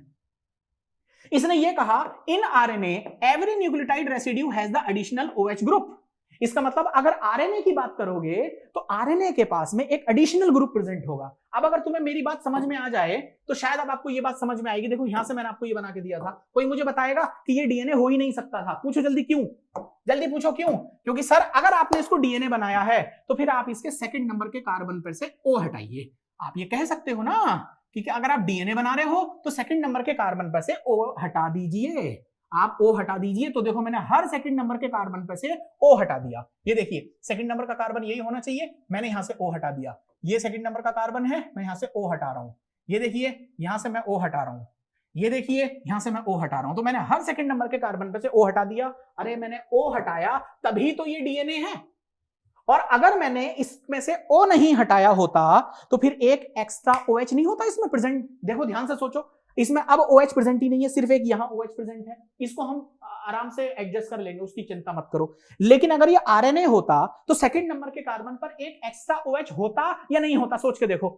अगर ये आरएनए होता तो सेकंड नंबर के कार्बन पर एक OH फ्री होता, और इसीलिए उस एक्स्ट्रा OH के फ्री होने पर प्रॉब्लम ये होती कि ये किसी दूसरे मॉलिक्यूल के साथ में बड़ी जल्दी क्या करता, डिहाइड्रेशन करके कोई नया मॉलिक्यूल बनाने की कोशिश करता। तभी तो मैं आपसे कह रहा हूं कि डीएनए जो है वो लेस स्टेबल है। लेस स्टेबल क्यों है? क्योंकि उसके अंदर एक तो पहली बात यूरेसिल नहीं है, क्योंकि यूरेसिल ज्यादा रिएक्टिव है। दूसरी चीज, उसके सेकंड नंबर के कार्बन पर वो जो OH एक्स्ट्रा था वो भी नहीं है डीएनए में, जबकि आरएनए में ये दोनों है। क्यों? क्योंकि उसके सेकंड नंबर के कार्बन पर क्या है, एक OH फ्री एक्स्ट्रा। समझ गए? इसलिए वो रिएक्टिव। दूसरा उसमें यूरेसिल है, और यूरेसिल क्या है, वो भी बहुत रिएक्टिव है। तो अब आपको ये बात, इतनी बात यहां तक समझ में आ रही है, यहां तक क्लियर हो गया। देखो ये लिखा हुआ है कि at second position the ribose also in RNA the uracil is found in the place of thymine, जिसको हम लोग कहेंगे 5 मिथाइल यूरेसिल। अब देखो इतनी बात अगर तुम्हें समझ में आ रही, मैंने स्टार्टिंग में बोल दिया था कि हम थाइमीन को क्या कहते हैं, 5 मिथाइल यूरेसिल कहते हैं, क्योंकि थाइमीन तभी बनती है जब यूरेसिल के 5वें नंबर के कार्बन पे आप क्या लगाते हैं, मेरा मिथाइल ग्रुप लगाते हैं। And the another chemical name of the thymine. I think यहां तक अब तुम्हें ये बात समझ में आ गई है। मैं आपको पूरे का पूरा डीएनए पढ़ा चुका हूं, पूरे का पूरा आपको डीएनए समझ में आ गया है। क्लियर हो गया इतनी बात? भैया इतनी बात क्लियर हो गई या नहीं हुई? अब देखो थोड़ा टाइम समय और लगेगा, 1.5 घंटे का चला जाएगा ये लेक्चर, लेकिन मैनेज कर लो आप लोग। DNA as an acidic substance present in nucleus was first identified by Friedrich Miescher. पहले ही लेक्चर में मैंने आपको ये बात बताई थी कि ये फ्रेडरिक मीशर हैं वो साइंटिस्ट जिन्होंने इसको सबसे पहली बार देखा था। और सन देखो कितनी है, सन देखो कि फ्रेडरिक मीशर ने इसको कब देखा, देखो 1869 में देखा। जबकि मैं आपसे क्या कह चुका था कि मेंडल ने अपने काम एक्सपेरिमेंट के रिजल्ट दिए थे वो 1853 से लेकर 1863 तक दिए थे, सॉरी 56 से लेकर 63 तक दिए थे, 7 सालों के अंदर। और 63 के जस्ट बाद 69 में न्यूक्लिन दे दिया फ्रेडरिक मीशर ने। आ रही बात समझ में? फिर 1900 में क्या जाके हुआ था, मैंने आपको बताया था कि 1900 में रीडिस्कवरी हुई। वॉन शेरमार्क, सॉरी कौन थे, हाँ शेरमार्क थे, एवरी मैक्लॉइड मैकार्टी, अरे नहीं ये तो वो थे, मैं कैसे नाम भूल जाता हूं इन साइंटिस्ट लोगों के। तो आप कहोगे सर आपको याद नहीं रह रहा है, हमें कैसे रहेंगे, कोई बात नहीं। एवरी हो गया, मैक्लॉइड, मैकार्टी, हाँ 3 ही तो थे, ये 3 साइंटिस्ट थे ना, हाँ मैंने लिखे थे यहाँ पर, देखना कौन है, नहीं डिवेरी, कार्ल कॉरेंस एंड शेरमार्क, हाँ वही कह रहा हूं। देखो ये एवरी, मैक्लॉइड, मैकार्टी ने एक्चुअली क्या किया था, ग्रिफिथ वाले देखे थे, ये ग्रिफिथ वाले देखे थे। चलो कोई बात नहीं, थोड़ा कंफ्यूजन मुझे भी हो जाता है कई बार, आप मैनेज कर लो थोड़ा सा। यस, फिर देखो इन्होंने इसको नाम क्या दिया था, ध्यान से देखो, इन्होंने इसको नाम दिया था न्यूक्लीन। ये देखिए ध्यान से, क्या नाम दिया हुआ है, न्यूक्लीन नाम दिया हुआ है। हाउएवर, और आगे देखिए थोड़ा सा कि however due to technical limitations in isolating such long polymer intact 3 या फिर elucidation of structure of DNA retained exclusive for very long period of time. इसका मतलब इन्होंने बता तो दिया कि न्यूक्लिन है, लेकिन इनको ये नहीं पता था कि इसका स्ट्रक्चर कैसा होगा, टेट्रा होगा या मतलब डबल हेलिक्स होगा या ट्रिपल हेलिक्स होगा या टेट्रा हेलिक्स होगा, ये चीज इनको नहीं पता थी। समझ रहे हैं ना, ये फ्रेडरिक मीशर की मैं बात कर रहा हूं। अब उसके बाद देखो 1953 में क्या हुआ, ये बात भी मैं आपको स्टार्टिंग वाले लेक्चर में बता चुका हूं कि 1953 में ये हुआ कि जेम्स वाटसन और फ्रांसिस क्रिक ने X ray diffraction data produce by Maurice Wilkins and Rosalind Franklin. आगे नाम मैं कह रहा था ना आपसे, देखो नाम जरूर आएगा। तो रोजालिंड फ्रैंकलिन और म्यूरिस विल्किंस के एक्सरे डिफ्रैक्शन के बिहाफ पर या उनकी हेल्प से यहां पर जेम्स, देखो दूसरे दोनों नाम है कि जेम्स वाटसन है और फ्रांसिस क्रिक ने, इन्होंने क्या दे दिया, प्रपोज्ड अ वेरी सिंपल बस famous double helix model for the structure of DNA. इन्होंने वो डबल हेलिक्स मॉडल दे दिया जिसको आज भी हम लोग पढ़ते हैं, और इनको इस डिस्कवरी के लिए या इस प्रपोजल के लिए इनको नोबेल प्राइज मिला। आगे बढ़ते हैं, थोड़ा सा आगे बढ़ाता हूं आप लोगों को।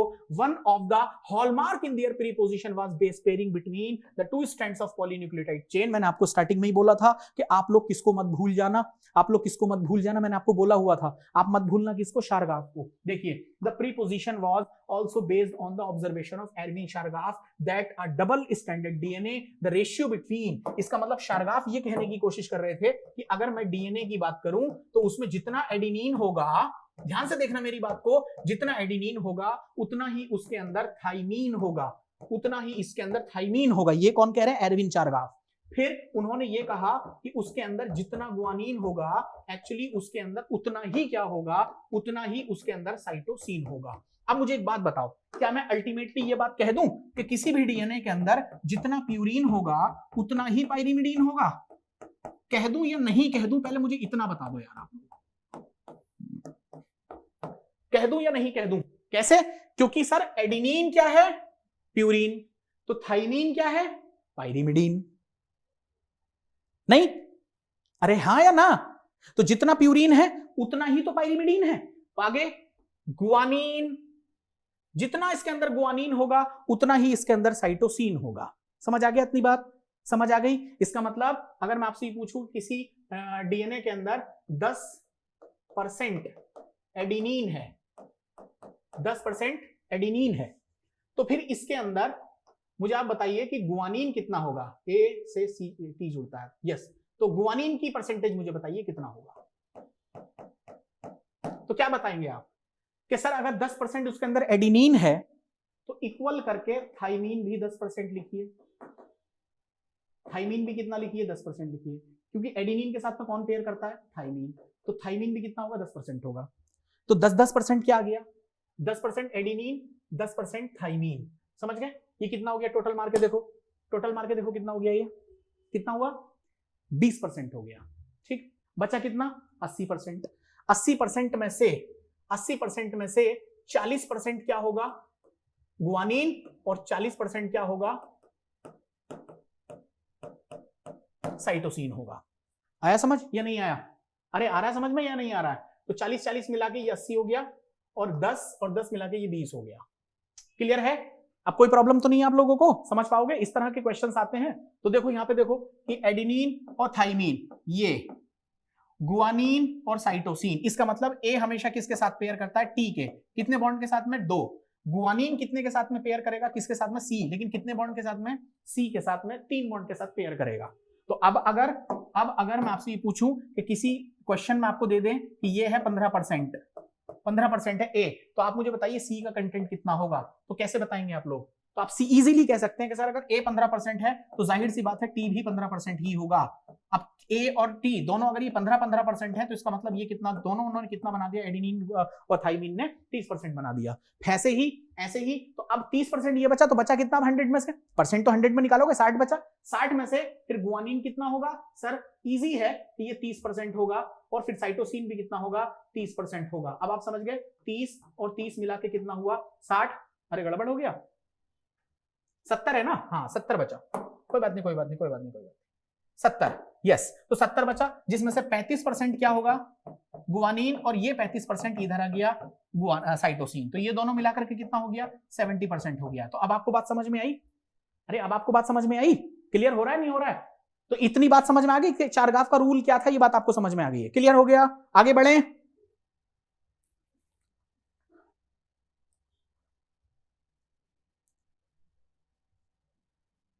चलिए चले आगे चले। बस थोड़ी देर की कहानी और रह गई है बच्चे, इसमें सब खत्म हो गया। इसके अंदर ऑलमोस्ट सब खत्म हो चुका है। बस हो गया क्लियर। बस आज के लिए इतना ही करेंगे हम लोग। तो ये मैंने आपको पूरा डीएनए, आपको मॉलिक्यूलर बेसिस ऑफ इनहेरिटेंस के हिसाब से आपको पूरी की पूरी कहानी मैंने आपको समझा दी है। ठीक है, अब हम लोग क्या करेंगे इसके बाद? अब बायोमोलिक्यूल में अगली चीज देखेंगे, और वो अगली चीज क्या होगी बच्चों? वो अगली चीज होगी कार्बोहाइड्रेट। और कार्बोहाइड्रेट के बाद में फिर मैं आप लोगों को डायनामिक स्टेट पढ़ाता हूं। I think it is absolutely fine. बस इतना ही करना है आज के लिए। Thank you very much.